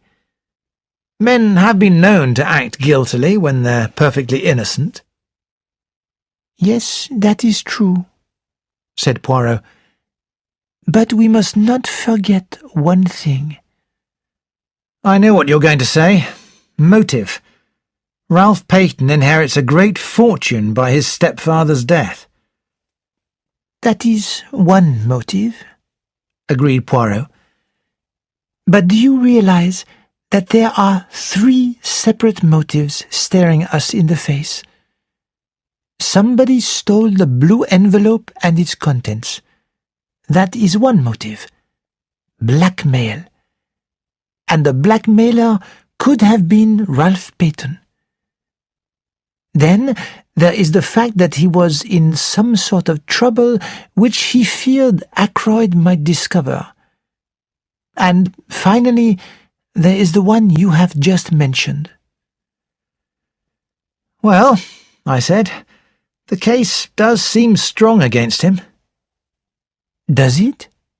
said Poirot. "That is where we disagree, you and I. 3 motives, it is almost too much. I am inclined to believe that, after all, Ralph Peyton is innocent." Chapter 14. Mrs. Ackroyd. Mrs. Ackroyd asked me to visit her early on Tuesday morning. She was in bed. "Well, Mrs. Ackroyd," I said, "what's the matter with you?" "It's the shock of poor Roger's death. And then, yesterday, that meeting with that dreadful little Frenchman, or Belgian, or whatever he is, he was bullying us. Does he really imagine I'm hiding something? He positively accused me yesterday. It doesn't matter, surely, Mrs. Ackroyd, since you are not hiding anything. Mrs. Ackroyd looked away. Servants do gossip, and talk amongst themselves, and then rumours get round everyone. You were with Monsieur Poirot all the time, weren't you, Doctor? It was that girl, Ursula Bourne, wasn't it? She's leaving.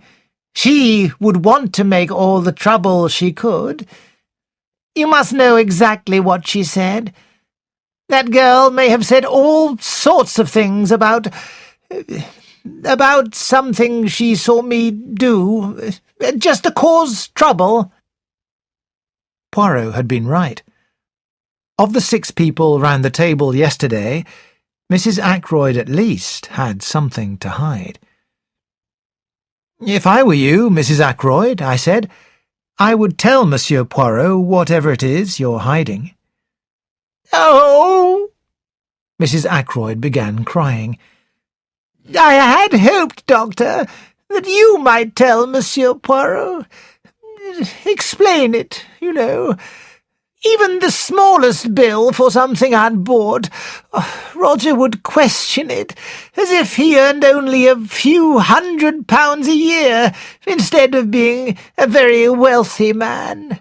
Oh, those dreadful bills! Some I didn't like to show Roger at all. And then I got a letter from a Scottish gentleman, Mr. Bruce Macpherson, who was prepared to lend me anything from £10 to £10,000. I wrote to him, but there were difficulties. He needed to know that I would be able to repay the loan, and although I expected that Roger would provide for me on his death, I didn't know. I thought that if only I could see his will. Well, on Friday afternoon, everyone was out, or so I thought, and I went into Roger's study. I had a real reason for going there, and when I saw all the papers on the desk, I suddenly had an idea. I wonder if Roger keeps his will in one of the drawers of the desk. "I see," I said. "So you searched the desk. Did you find the will?" Mrs. Ackroyd gave a little scream. Oh, how bad it sounds! But it wasn't at all like that, really. In dear Roger's place, I would have said what I was leaving people in my will. Oh, but men are so secretive. But then, as I was searching, Ursula Bourne came in. Oh, it was very awkward. I shut the drawer and stood up, and I called her attention to some dust on the top of the desk. But I didn't like the way she looked, almost disapproving. I have never liked that girl very much. She's too well educated for a servant. You can't tell who are ladies and who aren't these days. And what happened next? Roger came in. He said, "What's all this?" And I said, "Nothing. I just came in to fetch the newspaper." And I took it and went out with it. I heard Bourne asking Roger if she could speak to him for a minute. I went straight up to my room to lie down. I was very upset. There was a pause. "You will explain to Monsieur Poirot, won't you? You can see for yourself what a very small matter the whole thing was. But, of course, When Monsieur Poirot was so strict about hiding things, I thought of this at once." "That is all?" I said. "You have told me everything?" "Yes," said Mrs. Ackroyd. I noted the hesitation, and I knew that there was still something she was keeping back. It was nothing less than a flash of genius that made me ask my next question. "Mrs. Ackroyd," I said, "was it you who left the silver table open?" "How did you know?" she whispered. You see, there were 1 or 2 pieces of valuable silver. I had been reading about silver, and there was a photograph of a small piece that had been sold for a huge amount of money. It looked just like one of the pieces in the silver table. I thought I would take it up to London with me and have it valued. Then, if it really was a valuable piece, just think what a lovely surprise it would have been for Roger." "Why did you leave the lid open?" I asked. "I heard footsteps coming along the terrace. I hurried out of the room and just got up the stairs before Parker opened the front door to you." "That must have been Miss Russell," I said thoughtfully. Mrs. Ackroyd had revealed something extremely interesting. Miss Russell must have entered the drawing-room by the French window. Where had she been? When I returned home, I discovered that Poirot had visited Caroline. "I am helping him with the case. Monsieur Poirot wanted me to find out whether Ralph Peyton's boots were black or brown." I stared at her. I see now that I was unbelievably stupid about these boots. "They were brown shoes," I said. "I saw them." "Not shoes, James. Boots. Monsieur Poirot wanted to know whether a pair of boots Ralph had with him at the hotel were brown or black. A lot depends on this." "And how are you going to find out?" I asked. Caroline said she already had. "Monsieur Poirot thought they were probably brown. He was wrong. They're black." Caroline evidently felt that she had scored a point over Poirot. I did not answer. I was puzzling over what connection the colour of a pair of Ralph Peyton's boots had with the case. Chapter 15. Geoffrey Raymond. That afternoon, when I returned from seeing my patients, Caroline told me that Geoffrey Raymond had just left. "Did he want to see me?" I asked. "It was Monsieur Poirot he wanted to see," Caroline said. "He'd just come from the Larches. Monsieur Poirot was out, and Mr. Raymond thought that he might be here. He said he would come back and went away. A great pity, because Monsieur Poirot came in almost a minute after he left." "Came in here?" "No, to his own house." "How do you know?" "The side window," Caroline explained. "I can see the front door from there. Aren't you going across to the Larches?" "My dear Caroline," I said, "what for?" "You might hear what it's all about. And you might tell Monsieur Poirot about the boots." Poirot got up to meet me, with a look of pleasure, when I arrived at the Larches. "Sit down, my good friend," he said. "You have something for me, yes?" "Information, of a kind." I told him of my interview with Mrs. Ackroyd. "That explains something to me," he said thoughtfully. "And it confirms the evidence of the housekeeper. She said, you remember, that she found the lid of the silver table open and closed it as she walked past it. Yes, I said. But why did she come in through the French windows? By the way, I've got a message for you from my sister. Ralph Peyton's boots were black, not brown. Ah, said Poirot sadly. that is a pity. He gave no explanation about why. Then the door opened, and Geoffrey Raymond came in. Perhaps I'd better leave, I suggested.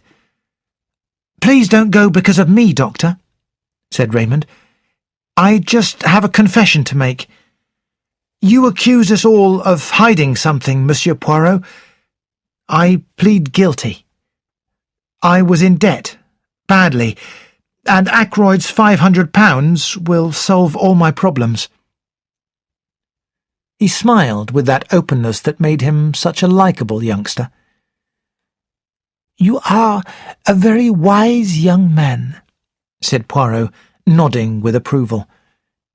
You see, when I know someone is hiding things from me, I suspect that the thing hidden may be something very bad indeed. You have done well. I'm glad I'm cleared from suspicion, laughed Raymond. I'll leave now. So, that is that, I remarked, as the door closed behind the young secretary. Yes, agreed Poirot. But have you thought, my friend, that many people in that house will benefit by Mr. Ackroyd's death? Only one, in fact, does not. Major Blunt. The way he said Blunt's name was so strange that I looked up, puzzled. You think he has something to conceal also? There is a saying, is there not, that Englishmen conceal only one thing, their love. No, I would like to try a little experiment with Parker. Parker? Yes, Parker.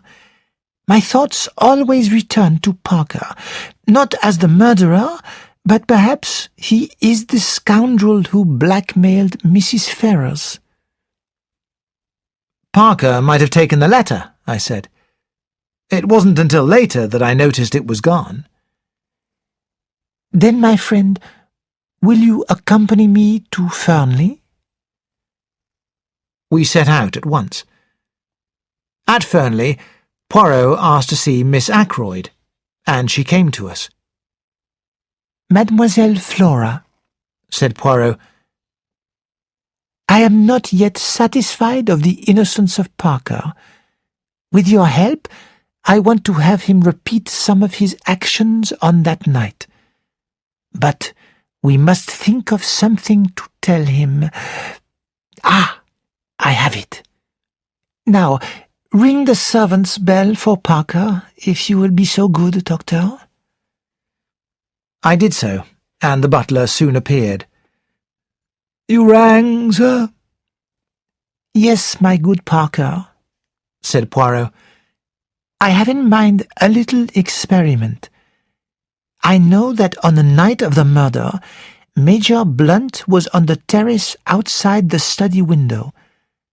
I want to see if anyone there could have heard the voices of Miss Ackroyd and yourself in the small hall that night. I want you to repeat that scene. Could you please get the tray you were carrying? Parker left, and we went and stood outside the study door. Soon Parker appeared in the doorway, carrying a tray with whisky and water. Now, let us do everything just as it happened, cried Poirot, seeming very excited. You came from the outer hall, and Mademoiselle was, where? Here, said Flora. I had just closed the door. Yes, miss, agreed Parker. Your hand was still on the handle, as it is now. Then, said Poirot, begin the play. Flora stood with her hand on the door handle, and Parker came through the door from the main hall. He stopped just inside the door. Flora spoke. "Oh, Parker, Mr. Ackroyd doesn't want to be disturbed again tonight. Is that right?" she added. "I think you said this evening, not tonight, Miss Flora." Then, raising his voice in a theatrical fashion, Parker said, "Very good, miss. Shall I lock up as usual?" "Yes, please." Parker left through the door. Flora followed him and started to go up the main staircase. "Is that enough?" she asked over her shoulder. "Excellent," said the little man, rubbing his hands. "I have discovered what I wanted to know." Chapter 16. Parker. The funerals of Mrs. Ferrers and Roger Ackroyd took place at 11 o'clock in the morning. Afterwards, Poirot invited me to go back to the Larches with him. "With your help, I will question Parker," he said. "We will scare him so much that the truth is certain to come out. I asked him to be at my house at 12 o'clock. He will be there now." On arrival at the Larches, Poirot's housekeeper told us that Parker was already there. As we entered the drawing-room, the butler stood up respectfully. "Good afternoon, Parker," said Poirot pleasantly. "Please sit down. What I have to say may take some time." Parker sat in the chair Poirot had pointed to. "Now," said Poirot, smiling, "have you often blackmailed people?" The butler jumped to his feet. "Sir, I've never been—" "Insulted?" suggested Poirot, "in such a way before. Then why, my excellent Parker, were you so anxious to overhear the conversation between Mr. Ackroyd and Dr. Shepherd the other evening, after you had heard the word blackmail?" "I wasn't, Who did you work for before Mr. Ackroyd?" Poirot demanded suddenly. Major Ellerby, sir." "Just so. Major Ellerby was addicted to drugs, was he not? A man was killed, and Major Ellerby was partly responsible. It was kept quiet, but you knew about it. How much did Major Ellerby pay you to keep quiet?" "You see, I have made inquiries," said Poirot pleasantly. "You got a large sum of money then as blackmail, and now I want to hear about your latest efforts." Parker's face was completely white.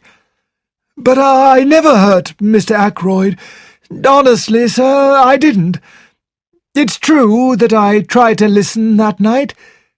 I heard the word blackmail, sir, and, well, I thought that if Mr. Ackroyd was being blackmailed, why shouldn't I have a share?" A strange expression passed over Poirot's face. He leaned forward. "Had you any reason to think before that night that Mr. Ackroyd was being blackmailed?" "No, sir. It was a great surprise to me. He was such a gentleman in all his behaviour. I hope you believe me, sir. I've been afraid all the time the police would discover that business with Major Ellerby and suspect me because of it." "I believe that you have told me the truth," said Poirot. "If you have not, it will be very bad for you, my friend." As soon as he had gone, I asked, "Do you believe Parker's story?" "It seems clear that he believes it was Ackroyd who was the victim of blackmail. If so, he knows nothing about Mrs. Ferrers being blackmailed because she had poisoned her husband. Then, in that case, who? Precisely. Who? Now we will visit the good Monsieur Hammond. In the lawyer's office, Poirot came at once to the point. Monsieur, you acted, I understand, for Mrs. Ferrers of King's Paddock? I did. I thought so. Now, I would like you to listen to the story Dr. Shepherd will tell you. My friend, you do not mind repeating the conversation you had with Mr. Ackroyd last Friday night, do you? Not at all, I said. Hammond listened with close attention.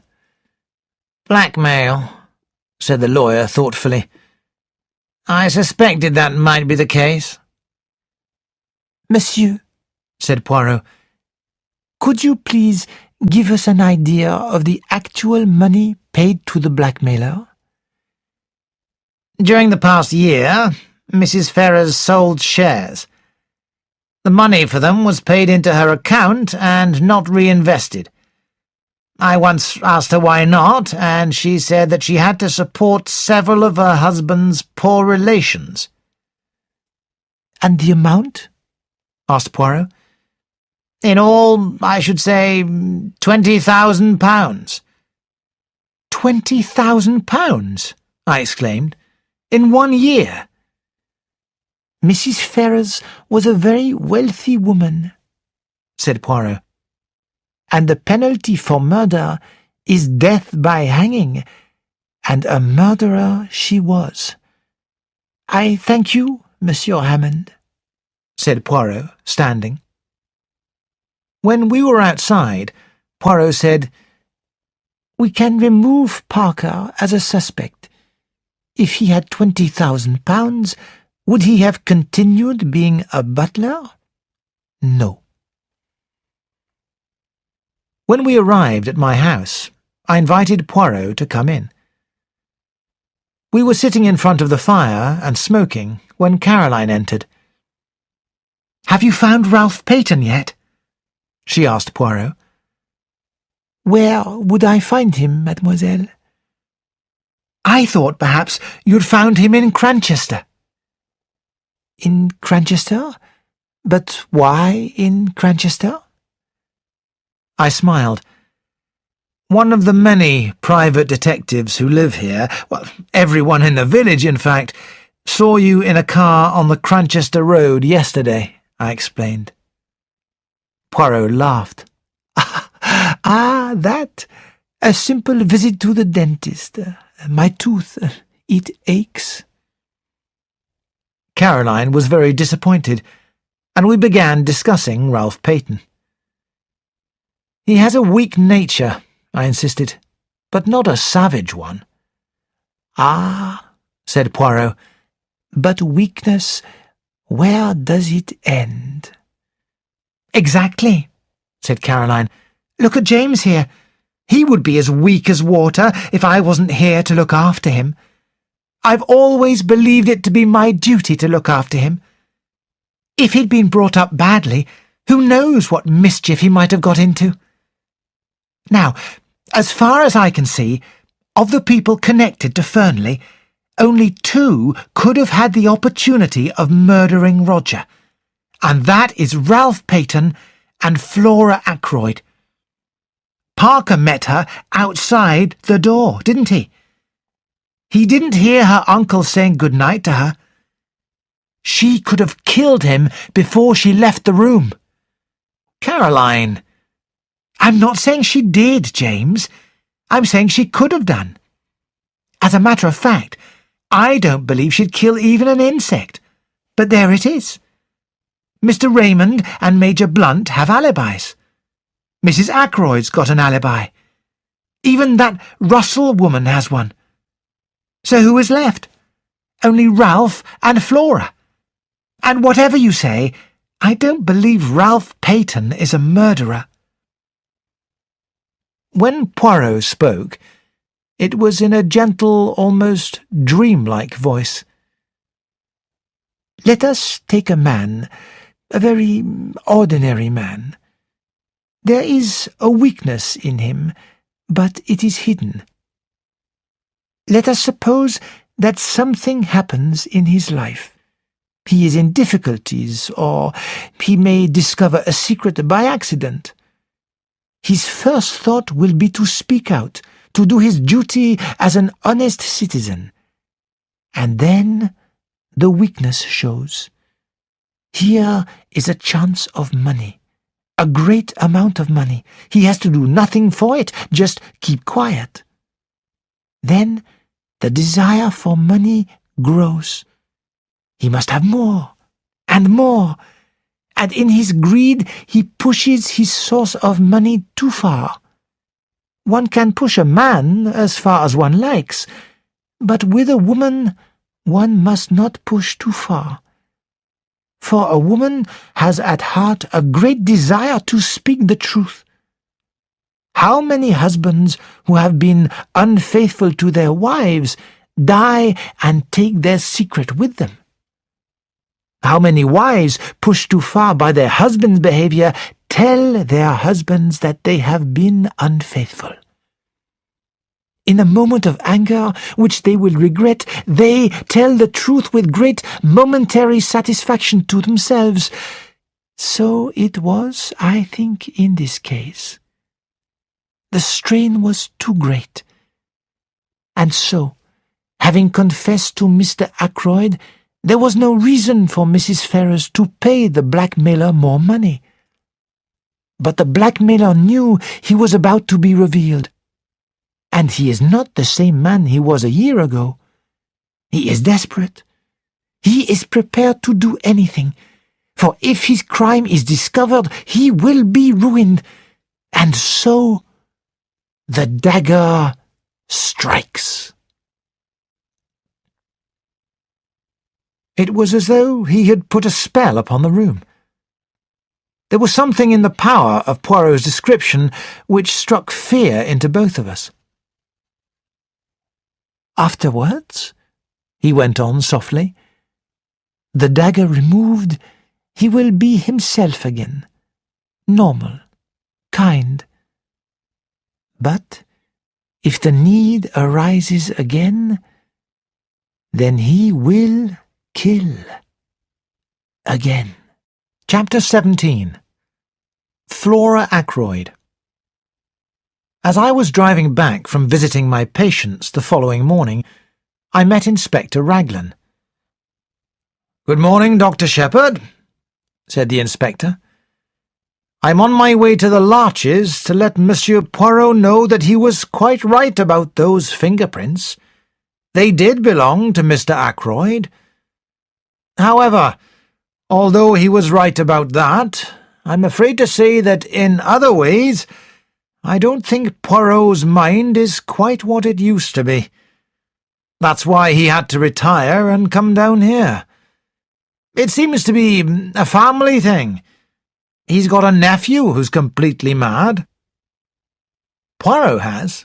I said, very surprised. "Yes, quietly behaved, I believe, but mad, poor boy." "Who told you that?" A huge smile appeared on Inspector Raglan's face. "Your sister, Miss Shepherd." Really, Caroline is amazing. She never rests until she knows every detail of everybody's family secrets. "Jump in, Inspector," I said, opening the door of my car. "We'll go up to the Larches together and give our Belgian friend the latest news." Poirot received us with his usual smiling politeness. He listened to the information we had brought him, nodding his head. Then he raised a hand. "But you see, you approach the matter from the wrong base." The inspector stared at him, frowning.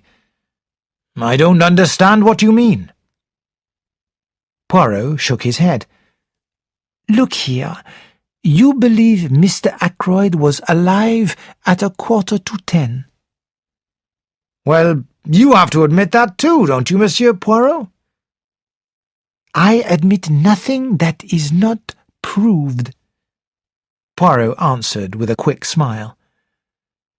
Well, we've got Miss Flora Ackroyd's evidence. That she said good night to her uncle. But me, I do not always believe what a young lady tells me.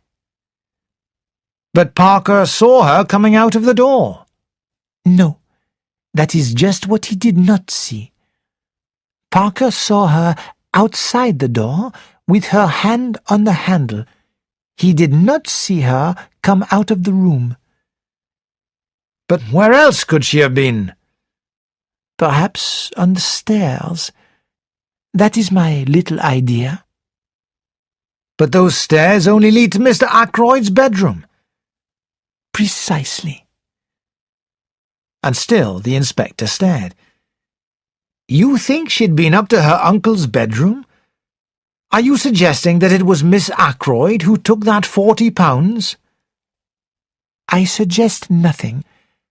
But life was not very easy for that mother and daughter. Roger Ackroyd was a strange man over money matters. The girl might be desperate for a little money. Think what happens then. She has taken the money, she goes down the little staircase. When she is halfway down, she hears Parker going to the study. If the money is found to be missing, Parker is sure to remember having seen her come down those stairs.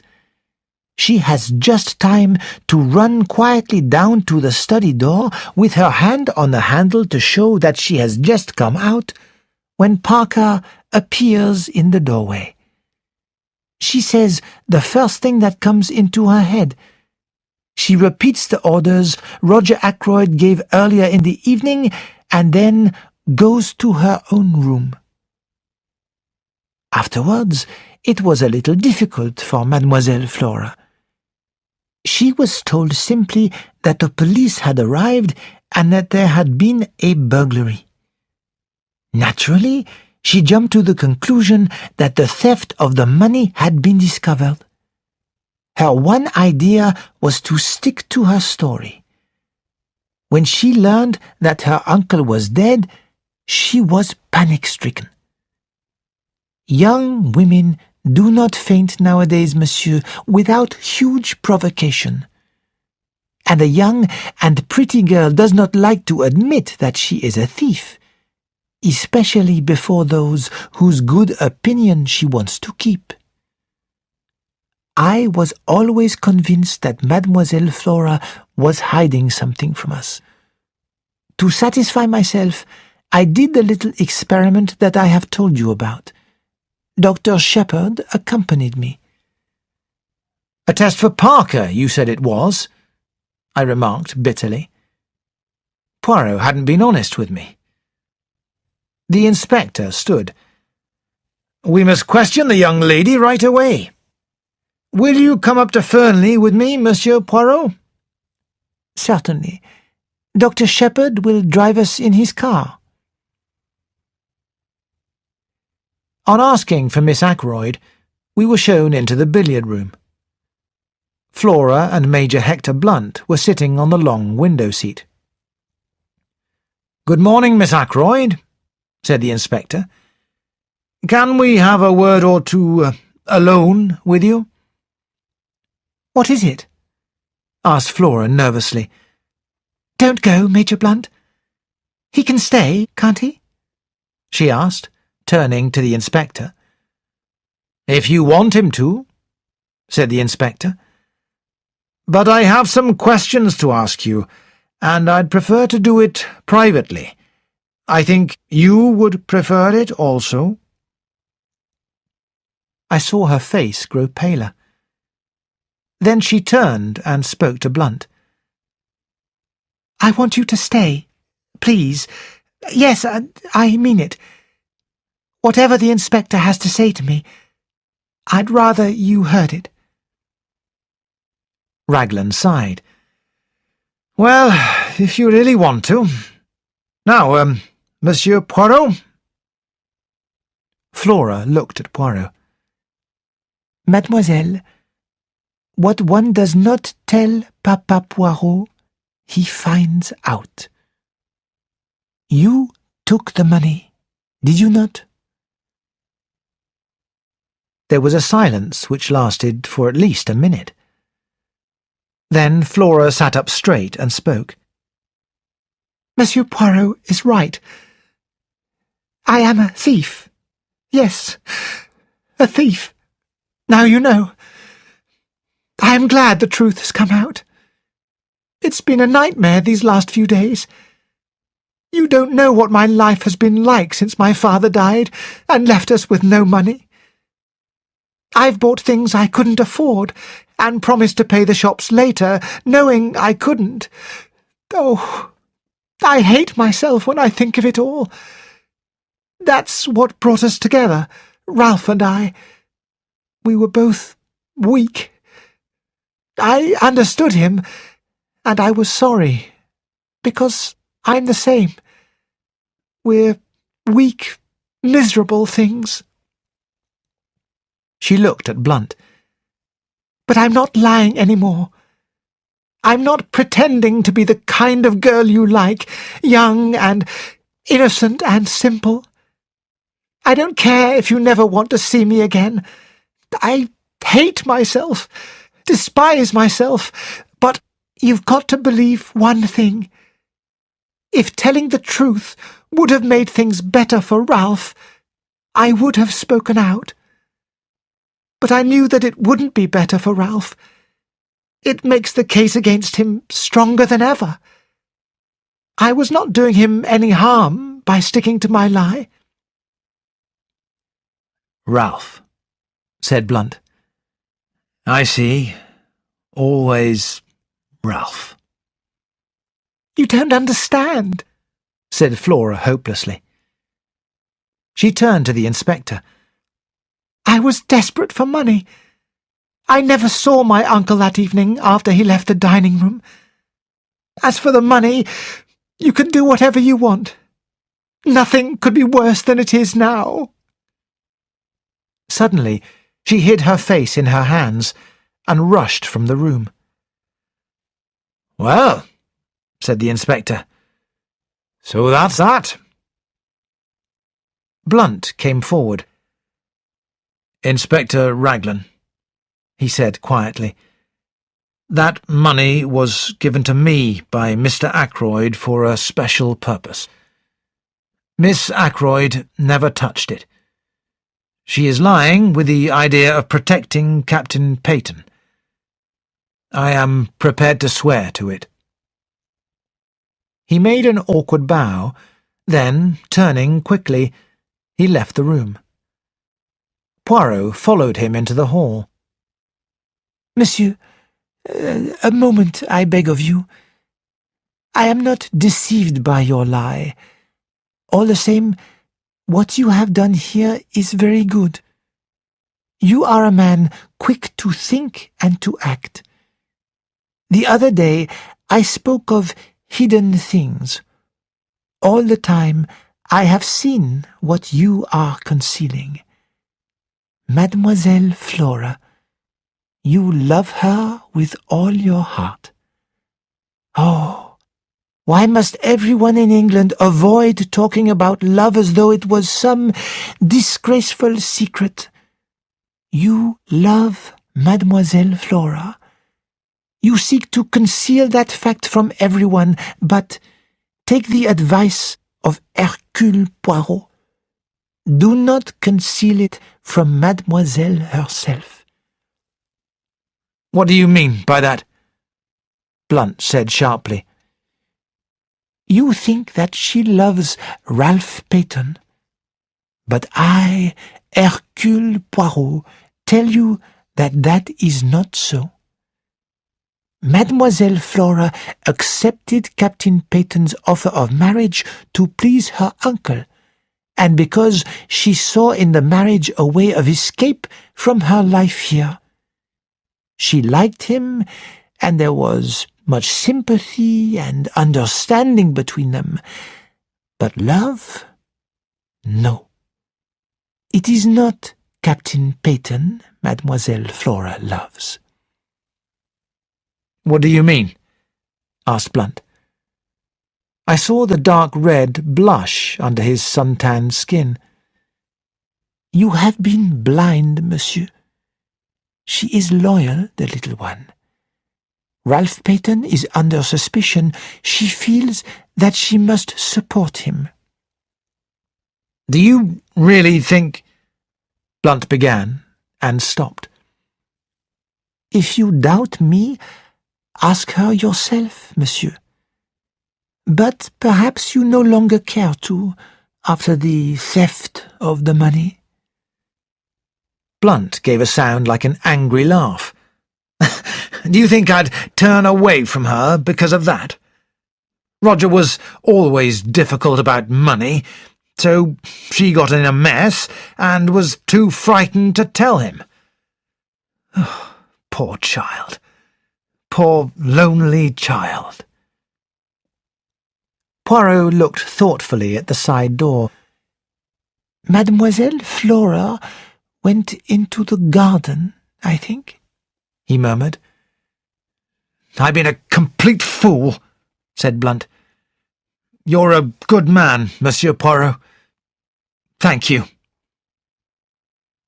He took Poirot's hand and gave it a grip which made Poirot wince in pain.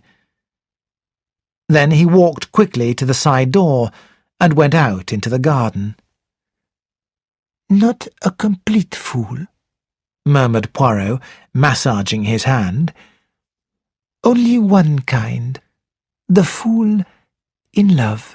Chapter 18. An Untruth. Our drive back to the village was filled with Raglan's complaints. "All those alibis are useless. We've got to start again and find out what everyone was doing from 9:30 onwards. 9:30! That's the time we've got to focus on." We arrived back at my house, and I hurried in to my surgery patients, leaving Poirot to walk to the police station with the inspector. When I had seen the last patient, I went into the little room at the back of the house. I call this my workshop, and I am rather proud of the wireless set I made there. I was just adjusting the inside of an alarm clock when the door opened and my sister Caroline came in. "Monsieur Poirot wants to see you."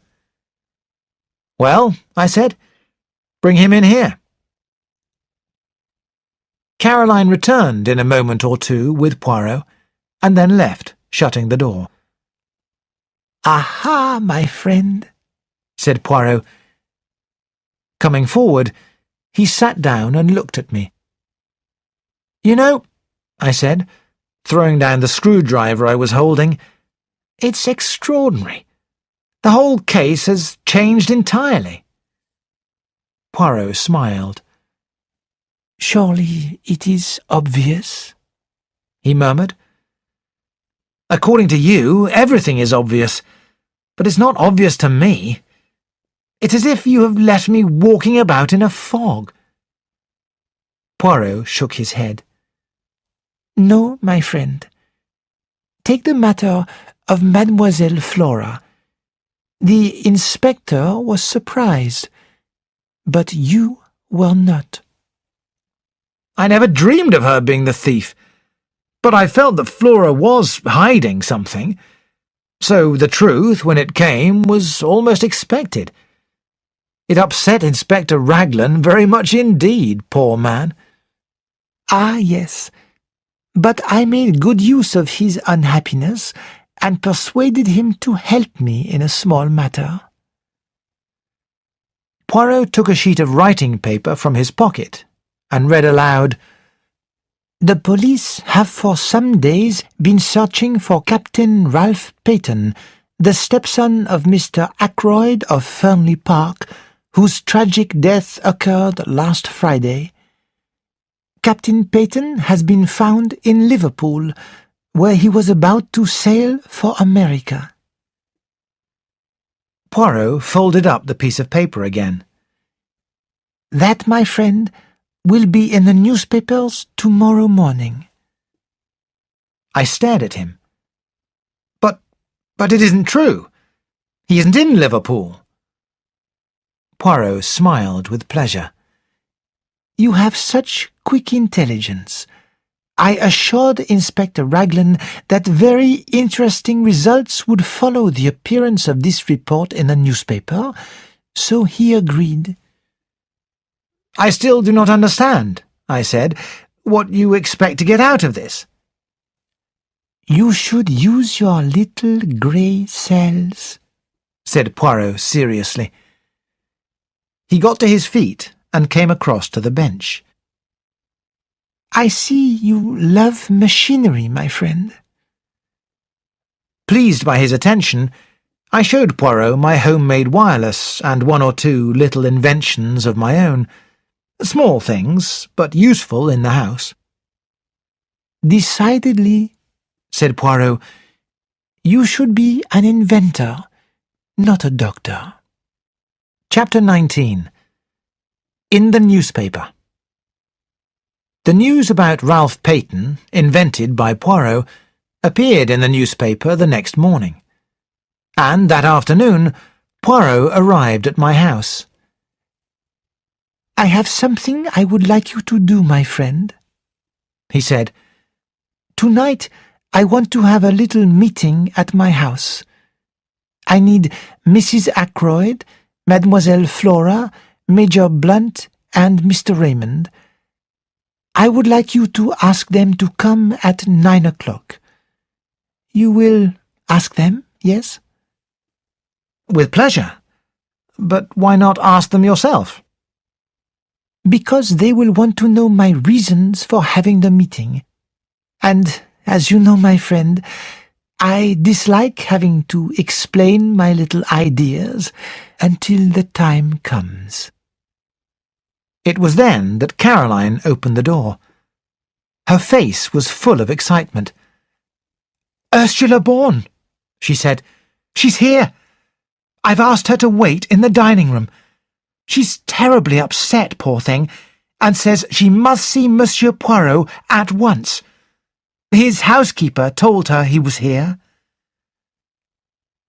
Ursula Bourne was sitting at the table. Her arms were spread out in front of her, and her eyes were red from crying. "Ursula Bourne," I murmured. But Poirot went past me with outstretched hands. "No," he said, "that is not quite right, I think. It is not Ursula Bourne, is it, my child, but Ursula Peyton, Mrs. Ralph Peyton." Chapter 20. Ursula's story. Ursula nodded her head once and burst into tears again. Caroline put her arm around the girl. "My dear," she said soothingly, "it will be all right. Everything will be all right." Hidden under her love of gossip, there is a lot of kindness in Caroline, and soon Ursula sat up and wiped away her tears. "This is very weak and silly of me," she said. "No, no, my child," said Poirot kindly. "We all understand the strain of this last week." "And then to discover that you knew," continued Ursula. "How did you know? Was it Ralph who told you?" Poirot shook his head. "You know what brought me to you," she went on. "This." She held out a newspaper. "It says that Ralph has been arrested, so everything I've done is useless. I don't have to pretend any longer." "Newspaper reports are not always true, mademoiselle," murmured Poirot. All the same, the truth is what we need now.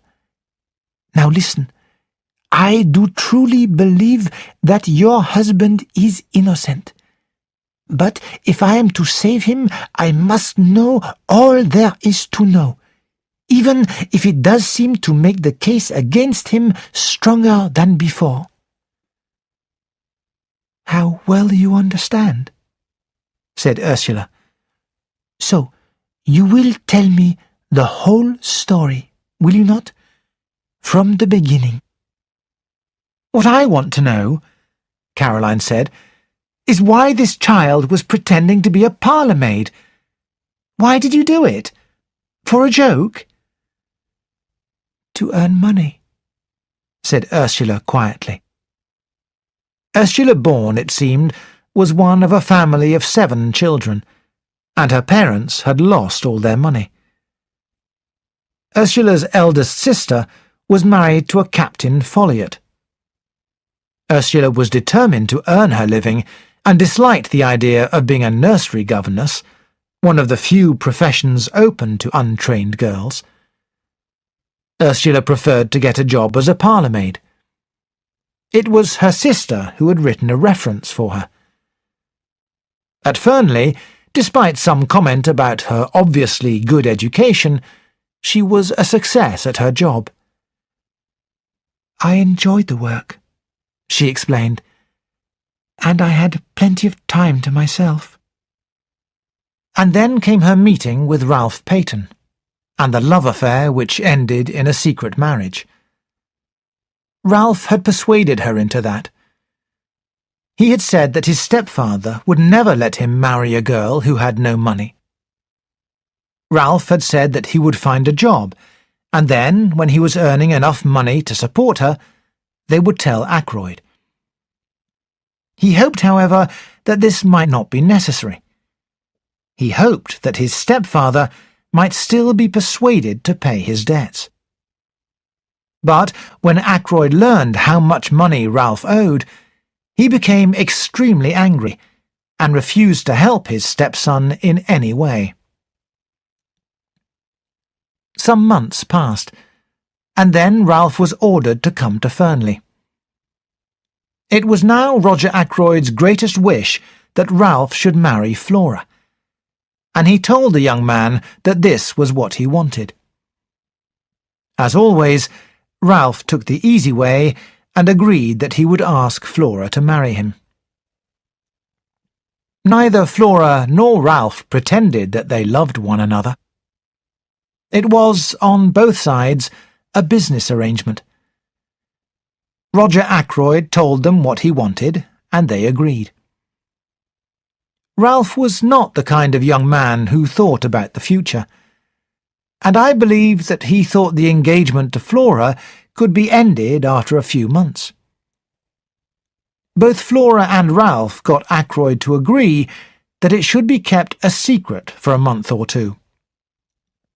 Ralph, of course, was anxious to hide it from Ursula.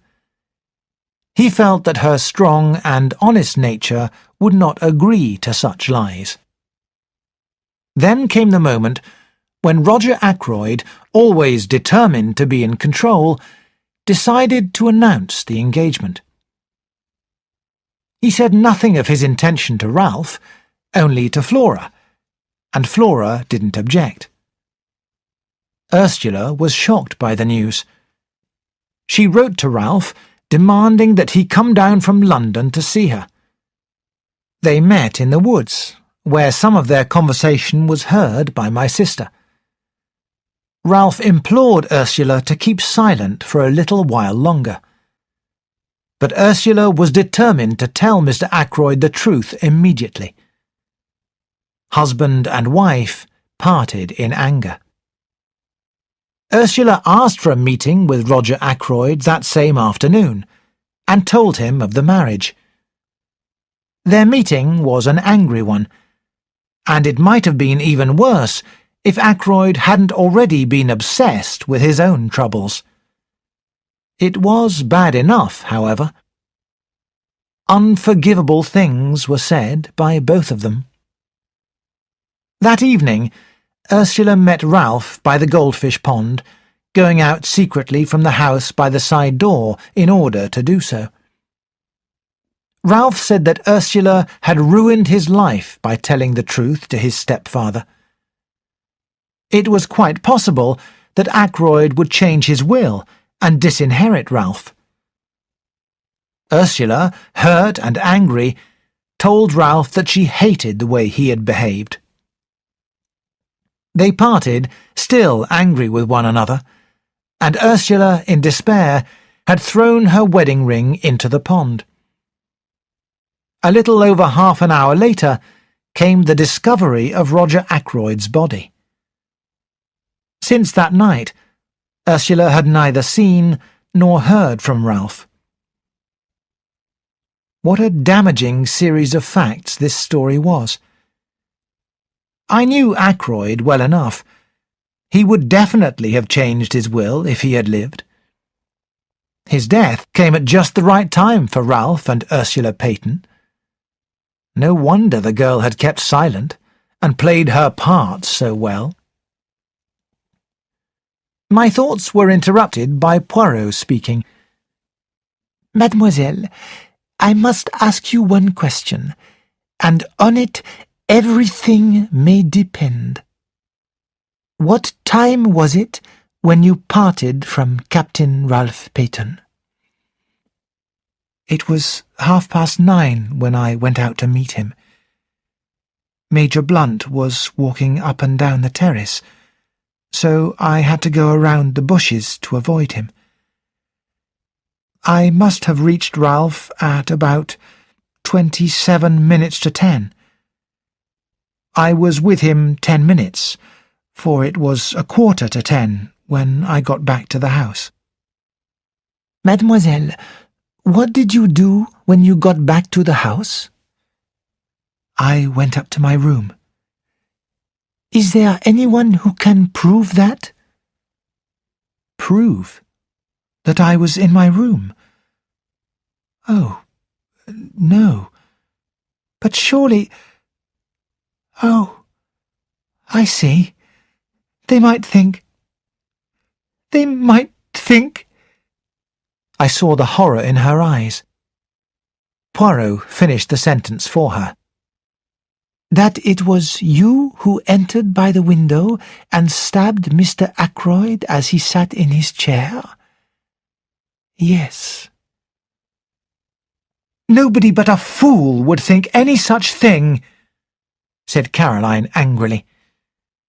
She patted Ursula on the shoulder. "Horrible," the girl was murmuring. "Horrible. I see now. If Ralph heard of his stepfather's murder, he might think that I had done it." "Now, mademoiselle," Poirot said quickly, "do not worry. Be brave and trust Hercule Poirot." Chapter 21. Poirot's Little Reunion. "And now," said Caroline, getting up from her chair, "Ursula is coming upstairs to lie down. Don't you worry, my dear.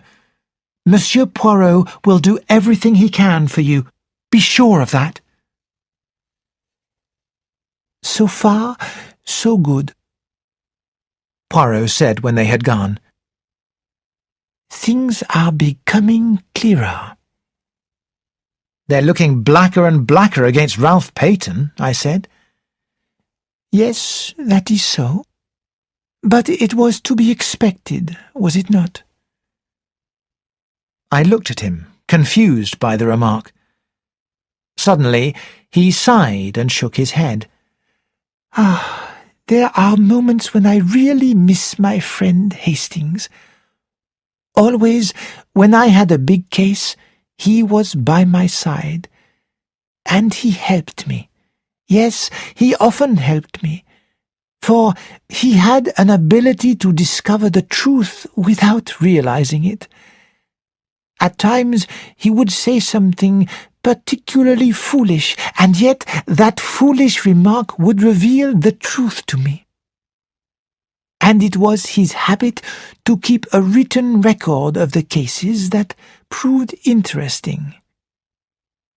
I gave a slightly embarrassed cough. As a matter of fact, I've read some of Captain Hastings' work, and I thought, why not try doing something of the same myself? Poirot sprang from his chair. I had a moment's terror that he was going to embrace me in the French fashion by kissing me on both cheeks, but thankfully he didn't. "But this is magnificent. You have written down your thoughts on the case as you went along?" I nodded. "Let me see them this instant," cried Poirot. "I hope you won't mind," I said. "I may have been a little personal now and then." "Oh, I understand perfectly. You have written that I am ridiculous now and then? It matters not at all. Hastings, he also was not always polite."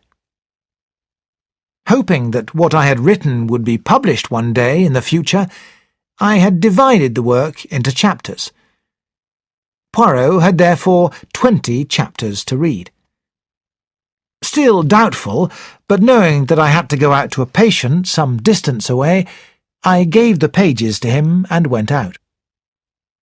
It was after 8 o'clock when I got back. Caroline brought me a hot dinner on a tray. She told me that she had eaten with Poirot at 7:30, and that Poirot had then gone to my workshop to finish reading my manuscript. "I hope, James," said my sister, "that you've been careful in what you say about me in it." I had not been careful at all, I thought, dismayed. "Not that it matters very much," said Caroline, reading the expression on my face correctly. "Monsieur Poirot will know what to think. He understands me much better than you do." I went into the workshop. Poirot was sitting by the window. "I congratulate you. You have recorded all the facts faithfully and exactly." "And has it helped you?" "Yes, considerably. Come, we must go and set the stage for my little performance." Caroline was in the hall. I think she wanted to be invited to come with us. "I would have asked you to come if I could, mademoiselle," Poirot said regretfully. "but it would not be wise. You see, all these people tonight are suspects. Among them, I will find the person who killed Mr. Ackroyd." "You really believe that?" I said, amazed. "I see that you do not yet appreciate Hercule Poirot for his true worth," Poirot replied. At that minute, Ursula came down the stairs. "You are ready, my child?" said Poirot. "That is good. We will go to my house together. Mademoiselle Caroline, believe me, I will do everything possible to do things as you would wish them to be done. Good evening." We left. Caroline, looking as sad as a dog that has been refused a walk, stood on the front doorstep, watching us go. At the Larches, Poirot moved about quickly, rearranging the lighting. The lamps were placed to throw a clear light on the side of the room where Poirot had grouped the chairs, leaving the other end of the room in a dim light. Soon a bell was heard. "They are here," said Poirot. "Good. All is ready." The door opened, and the people from Fernly came in. Poirot went forward and welcomed Mrs. Ackroyd and Flora. "It is most good of you to come," he said, "and Major Blunt and Mr. Raymond." The secretary was smiling easily. "So, what's the great idea?" he said, laughing. "Some scientific machine? Do we have bands round our wrists which register guilty heartbeats?" "I am old-fashioned. I use the old methods," admitted Poirot. "I work only with the little great cells. Now, let us begin. But first, I have an announcement to make." He took Ursula's hand. "This lady is Mrs. Ralph Peyton. She was married to Captain Peyton last March." A little scream burst from Mrs. Ackroyd. "Ugh! Ralph? Married? Married to Bourne? Really, monsieur? I don't believe you." Ursula's face reddened, and she began to speak, but Flora stopped her. Going quickly to the other girl's side, she put her arm through Ursula's. "I must apologize for our surprise," she said. "We had no idea. You and Ralph have kept your secret very well, but I am very happy about it." "You are very kind, Miss Ackroyd," said Ursula in a low voice. "Ralph behaved very badly to you." "You needn't worry about that," said Flora. "Ralph was in trouble and took the only way out. I would probably have done the same in his place. He should have told me the secret, though. I wouldn't have betrayed him." Poirot made a sound. "The meeting's going to begin," said Flora. "But just tell me one thing. Where is Ralph? You must know, if anyone does." "But I don't," cried Ursula. "Isn't he detained in Liverpool?" asked Raymond. "He is not in Liverpool," said Poirot shortly. "In fact," I remarked, "no one knows where he is." "Except Hercule Poirot, eh?" said Raymond. Poirot replied seriously, "Me? I know everything. Remember that." At a gesture from him, everyone took their seats. As they did so, the door opened once more, and 2 more people came in and sat down near the door. Parker and Miss Russell. "The number is complete," said Poirot. There was satisfaction in his voice. "And every one of you had the opportunity to kill Mr. Ackroyd." With a cry, Mrs. Ackroyd sprang up. "I don't like this," she cried. "I would much prefer to go home."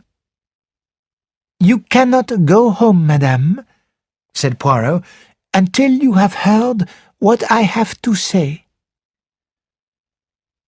He paused a moment, then said, "Ralph Peyton and Ursula Bourne had the strongest motive for wishing Mr. Ackroyd dead. But it could not have been Ralph Peyton who was with Mr. Ackroyd in the study at 9:30. Ralph Peyton was with his wife. So, who was it in the room with Mr. Ackroyd at 9:30? And now I ask my cleverest question. Was anyone with him?" Raymond did not seem impressed. "I don't know if you're trying to suggest I'm a liar, Monsieur Poirot, but remember, Major Blunt also heard Mr. Ackroyd talking to someone. He was on the terrace outside, and he heard the voices." Poirot nodded. "I have not forgotten. But Major Blunt thought that it was you Mr. Ackroyd was speaking to, and there must have been some reason for him to think so. From the beginning of the case, I have been struck by one thing. The words which Mr. Raymond overheard. It has been amazing to me that no one has seen anything strange about them." He paused a minute, and then quoted softly, "There have been so many demands on my financial resources recently that I cannot agree to your request." Does nothing strike you as strange about that? "I don't think so," said Raymond. "He has frequently dictated letters to me using almost exactly those same words." "Exactly," cried Poirot. "Would any man use such a phrase in talking to another? Now, if he had been dictating a letter—" "You mean he was reading a letter aloud?" asked Raymond. "Surely a man wouldn't read letters of that type aloud to himself." "You have all forgotten one thing," said Poirot softly. "The stranger who called at the house the Wednesday before." "The dictaphone company!" gasped Raymond. "A dictaphone! That's what you think?" Poirot nodded. "I contacted the company. Their reply is that Mr. Ackroyd did purchase a dictaphone. Why he hid the matter from you, I do not know." "He must have intended to surprise me with it," murmured Raymond. "He loved to surprise people. He was probably playing with it like a new toy. Yes, it fits in." "It explains, too," said Poirot, "why Major Blunt thought it was you who was in the study." "All the same," Raymond said, "this discovery of yours, brilliant though it is, doesn't change anything. Mr. Ackroyd was alive at 9:30, since he was speaking into the dictaphone. As to Ralph Peyton—" He hesitated, glancing at Ursula. "It isn't that I doubt your story for a moment. I've always been sure Captain Peyton was innocent, but he is in a most unfortunate position. If he would come forward—" Poirot interrupted. "That is your advice, yes? That he should come forward?" "Certainly. If you know where he is—" "Not very far away," said Poirot, smiling. "He is there." He pointed dramatically. Everyone's head turned. Ralph Peyton was standing in the doorway. Chapter 22. Ralph Peyton's story. It was a very uncomfortable minute for me. I hardly took in what happened next, but when I was sufficiently in control of myself to realize what was going on, Ralph Peyton was standing by his wife, smiling across the room at me. Poirot, too, was smiling, and at the same time shaking a finger at me. "Have I not told you many times that it is useless to conceal things from Hercule Poirot?" he demanded. "That he always finds these things out?" He turned to the others. "One day, you remember, I accused 5 persons of concealing something from me. 4 of them told me their secret. Dr. Shepherd did not." "I suppose I might as well explain things now," I said. "I had been to see Ralph that afternoon. He told me about his marriage and the trouble he was in. As soon as the murder was discovered, I realized that suspicion would fall on Ralph, or on the girl he loved. That night I told him the facts. The thought of having to give evidence which might incriminate his wife made him decide at all costs to... I hesitated, and Ralph spoke up. To disappear, he said. Ursula took her hand from his and stepped back. You thought that, Ralph? You actually thought that I might have killed your stepfather? Let us return to the behaviour of Dr. Shepherd, said Poirot dryly. Dr. Shepherd was successful in hiding Captain Peyton from the police. Where? Asked Raymond. You should ask yourself the question that I did. If the doctor is concealing the young man, what place would he choose? It must be nearby. I think of a hotel? No. Where, then? Ah, I have it. A nursing home. A home for the mentally ill. So, in order to investigate further, I invent a nephew with mental trouble. I ask Mademoiselle Shepherd about suitable homes. She gives me the names of 2 near Cranchester to which her brother has sent patients. I make inquiries. Yes, at one of them a patient was brought by the doctor early on Saturday morning. Though known by another name, I had no difficulty in identifying that patient as Captain Peyton. After certain formalities, I was allowed to bring him with me to my house in the early hours of yesterday morning. Dr. Shepherd has been very loyal, said Ralph. He did what he thought was best. I know now that I should have come forward, but in the nursing home we never saw a newspaper or heard the radio. I knew nothing of what was going on. Well, now can we have your story of what happened that night? Said Raymond impatiently. You know it already, said Ralph. I left Fernly at about 9:45 and walked up and down the lanes, trying to decide what to do next. I have no alibi, but I promise you that I never went to the study, that I never saw my stepfather alive or dead. Whatever the world thinks, I'd like all of you to believe me. No alibi makes things very simple, though, said Poirot in a cheerful voice. Very simple indeed. We all stared at him. To save Captain Peyton, the real criminal must confess.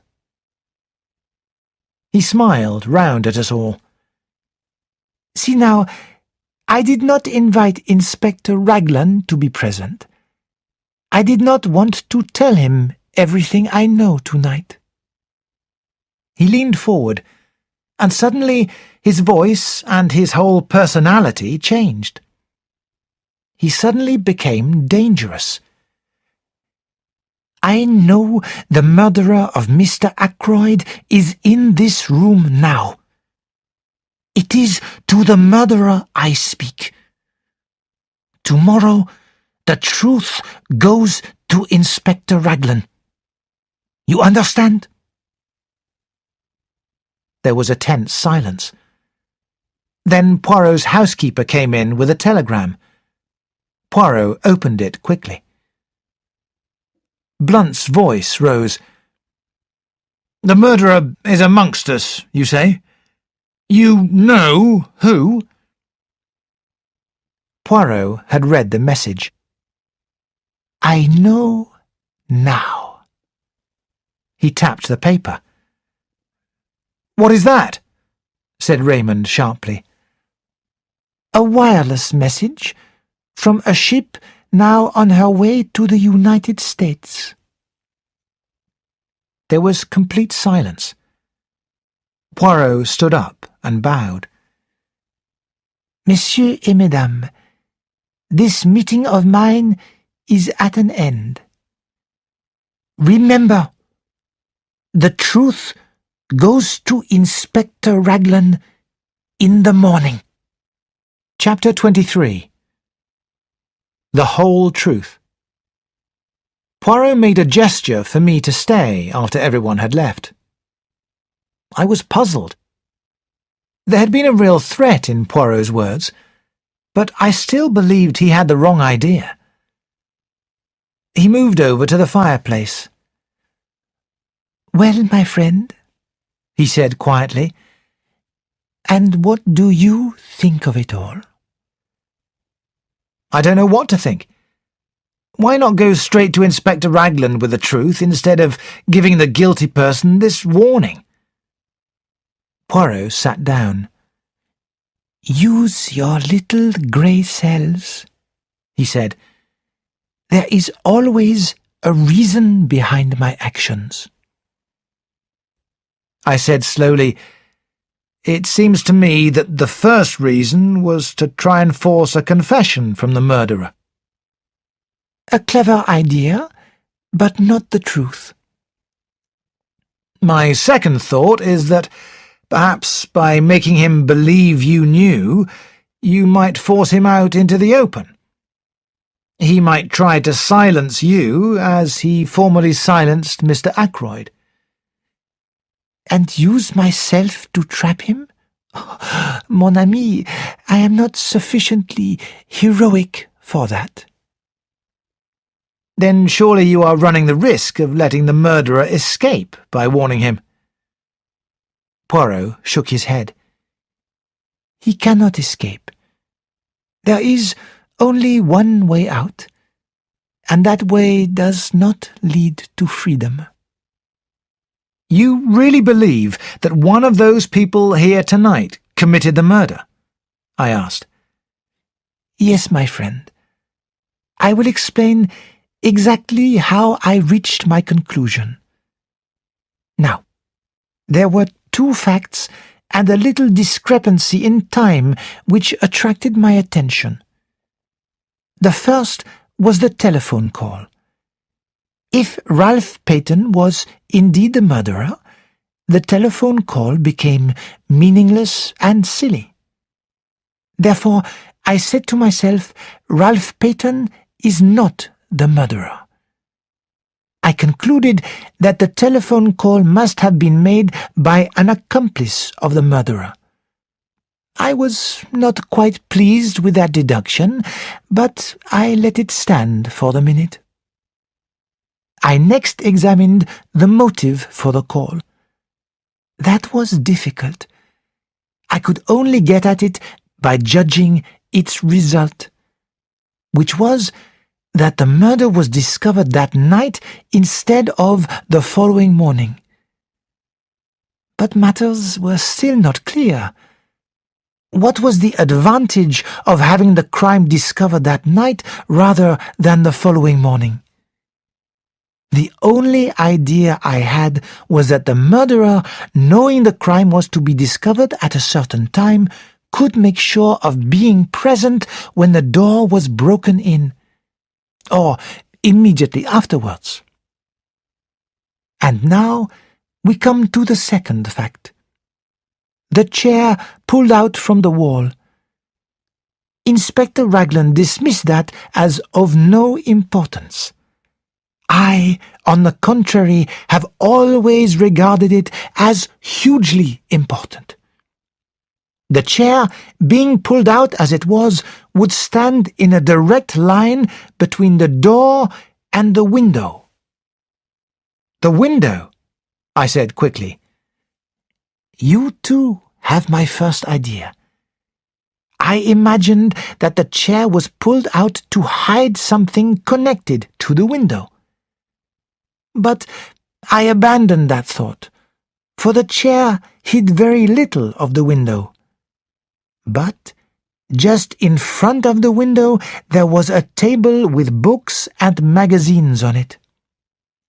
Now that table was completely hidden by the pulled-out chair. Now, what if there had been something on that table that was not intended to be seen? Something put there by the murderer.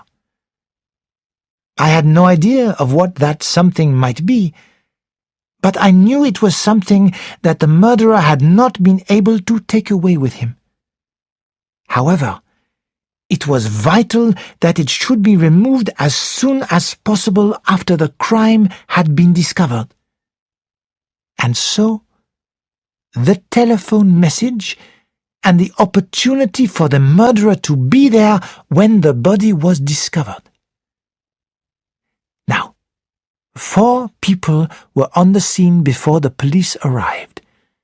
Yourself, Parker, Major Blunt, and Mr. Raymond. Parker I eliminated at once, since he was the one person certain to be there when the body was discovered. Also, it was he who told me of the pulled-out chair. Raymond and Blunt, however, remained under suspicion. If the crime had been discovered in the early hours of the morning, it was possible that they might have arrived too late to prevent the object on the round table being discovered. Now, what was that object? You heard what I said in this room not half an hour ago? If a dictaphone was being used by Mr. Ackroyd that night, why was no dictaphone found? I never thought of that, I said. So, if something was taken from the table, why would not that something be the dictaphone? But a dictaphone cannot be hidden in a pocket. There must have been something innocent-looking which could hold it. You see where I am arriving? A picture of the murderer is taking shape. A person who was on the scene immediately, but who might not have been if the crime had been discovered the following morning. A person carrying a receptacle into which the dictaphone might be put. I interrupted. But why remove the dictaphone? What was the point? Like Mr. Raymond, you think that what was heard at 9:30 was Mr. Ackroyd's voice speaking into a dictaphone. But consider this useful invention. You dictate into it, do you not? And at some time later, a secretary or a typist turns it on, and the voice speaks again. You mean... I gasped. Poirot nodded. Yes. At 9:30, Mr. Ackroyd was already dead. It was the dictaphone speaking, not the man. And the murderer switched it on. Then he must have been in the room at that minute. Possibly. But what if a timing device had been attached to the dictaphone? In that case, we must add 2 more things to our picture of the murderer. It must be someone who knew Mr. Ackroyd had bought the dictaphone, someone with the necessary mechanical knowledge to attach a timer. Then we came to the footprints on the windowsill. Here was my conclusion. Those prints were made by someone deliberately trying to put suspicion on Ralph Peyton. To test this, it was necessary to discover certain facts. 1 pair of Ralph's shoes had been taken from the 3 bores by the police. Neither Ralph nor anyone else could have worn them that evening, since they were downstairs being cleaned. According to the police theory, Ralph was wearing another pair of the same kind, and it was true that he had 2 pairs. Now, for my theory to be proved correct, the murderer had to wear Ralph's shoes that evening, in which case Ralph must have been wearing a 3rd pair of footwear of some kind. It was unlikely that he would have brought 3 identical pairs of shoes, and the third pair of footwear was more likely to be boots. I got your sister to make inquiries on this point, emphasizing the color in order to hide the real reason for my asking.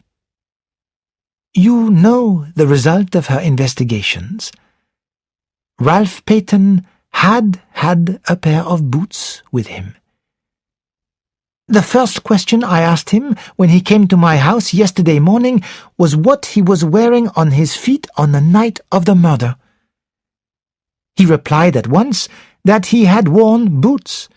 He was still wearing them, having nothing else to put on. So, the murderer is someone who had the opportunity to take these shoes of Ralph Peyton's from the 3 Boars that day.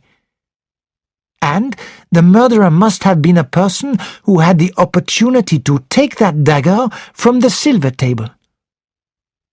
So, a person who was at the 3 Boars earlier that day? A person who knew Ackroyd well enough to know that he had bought a dictaphone? A person who was good at mechanical things, who had the opportunity to take the dagger from the silver table before Miss Flora arrived, who had with him a receptacle suitable for hiding the dictaphone, such as a large black bag, and who was alone in the study after the crime was discovered while Parker was telephoning for the police. In fact, Dr. Shepherd.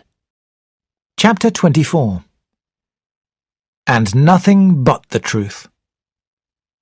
There was complete silence for a minute and a half. Then I laughed. "You're mad," I said. "No," said Poirot. "I am not mad. It was the little discrepancy in time that first brought my attention to you right at the beginning. You left the house at 10 minutes to 9, both by your own statement and that of Parker, and yet it was 9 o'clock when you passed through the lodge gates. It was a cold night, not an evening a man would want to walk slowly. Why had you taken 10 minutes to do a 5 minutes walk? All along, I realized that we had only your statement that the study window was closed. Ackroyd asked you if you had done so. He never looked to see. Supposing then that the study window was open. Supposing, too, that you killed Ackroyd before you left. Then you go out of the front door and run round to the summer house. You then take Ralph Peyton's shoes out of your black bag, put them on, walk through the mud in them, and leave prints on the window-sill when you climb in. You lock the study door on the inside and run back to the summer house. Then you change back into your own shoes and run down to the gate. I did exactly the same things myself the other day. It took 10 minutes exactly. Then you went home, which gave you your alibi, since you had timed the dictaphone for 9:30. "My dear Poirot," I said, "what on earth had I to gain by murdering Ackroyd?" "Safety. It was you who was blackmailing Mrs. Ferrars. Who knew more about Mr. Ferrars' death than his doctor? When you spoke to me that first day in the garden, you mentioned a legacy that you received about a year ago. I have been unable to discover any trace of a legacy. You had to invent some way to explain the £20,000 you blackmailed out of Mrs. Ferrars, money that has not done you much good. You lost most of it in speculation, and then you went back to Mrs. Ferrars for more money. And Mrs. Ferrars took an unexpected way out of the torture you were putting her through. You knew that if Ackroyd learnt the truth, he would have no mercy on you. You were ruined. And the telephone call? I asked. You have an explanation of that also, I suppose? That was my greatest problem. When I discovered that a call had really been put through to you. At first, I believed that you had simply invented the story. It was a very clever idea, that. You needed some excuse for arriving at Fernly and finding the body, and then getting the chance to remove the dictaphone on which your alibi depended. I had a very vague idea of how it was done when I came to see your sister that first day and asked her which patients you had seen on Friday morning. Among your patients that morning was the steward of an American liner who was leaving for Liverpool by the train that evening. And afterwards, he would be on the Atlantic Ocean, well out of the way. I noticed that the SS Orion had sailed on Saturday, and having discovered the name of the steward, I sent him a wireless message asking a certain question. This is his reply you saw me receive just now. He held out the message to me. It ran as follows. Quite correct. Dr. Shepherd asked me to take a note to a patient's house. I was to ring him up from the station with the reply. Reply was no answer. It was a clever idea, said Poirot. The call was genuine, but there was only one man's report as to what was actually said. Your own. Now, remember what I said. The truth goes to Inspector Raglan in the morning. But, because I admire and like your good sister, I am willing to give you the chance of another way out. There might be, for instance, an overdose of a sleeping drug. You understand me? But Captain Ralph Peyton must be proved innocent.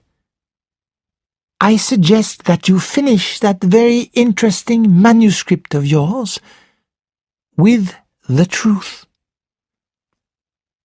Have you quite finished? There is one more thing. It would be most unwise of you to attempt to silence me as you silenced Monsieur Ackroyd. That kind of business does not succeed against Hercule Poirot, you understand? My dear Poirot, I said, smiling a little, whatever else I may be, I'm not a fool. I stood. Well, I said with a slight yawn, I must be off home. Thank you for a most interesting and instructive evening. Poirot also stood and bowed with his usual politeness as I went out of the room. Chapter 25. Apologia. 5 a.m. I am very tired, but I have finished. My hand aches from writing. What a strange end to my manuscript. I had planned for it to be published some day as the history of one of Poirot's failures. Strange how things work out. Poor old Ackroyd. He knew danger was close at hand, and yet he never suspected me. The dagger was a last-minute thought. I'd brought a weapon of my own, but when I saw the dagger in the silver table, I thought how much better it would be to use a weapon that wasn't mine. As soon as I heard of Mrs. Ferrars' death, I wondered if she had told Ackroyd everything before she died.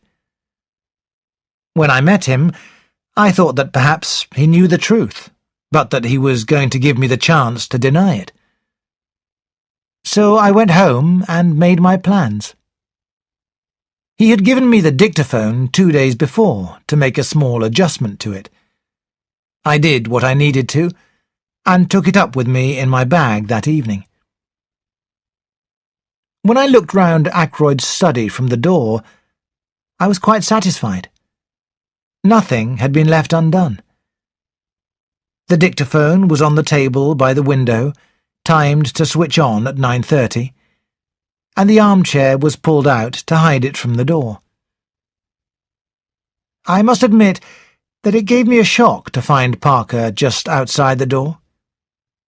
Then later, when the body was discovered and I sent Parker to telephone for the police, I put the dictaphone into my bag and pushed back the chair to its usual place. I never dreamed that Parker would notice that chair. I wish I had known earlier that Flora would say her uncle was alive at 9:45. That really puzzled me.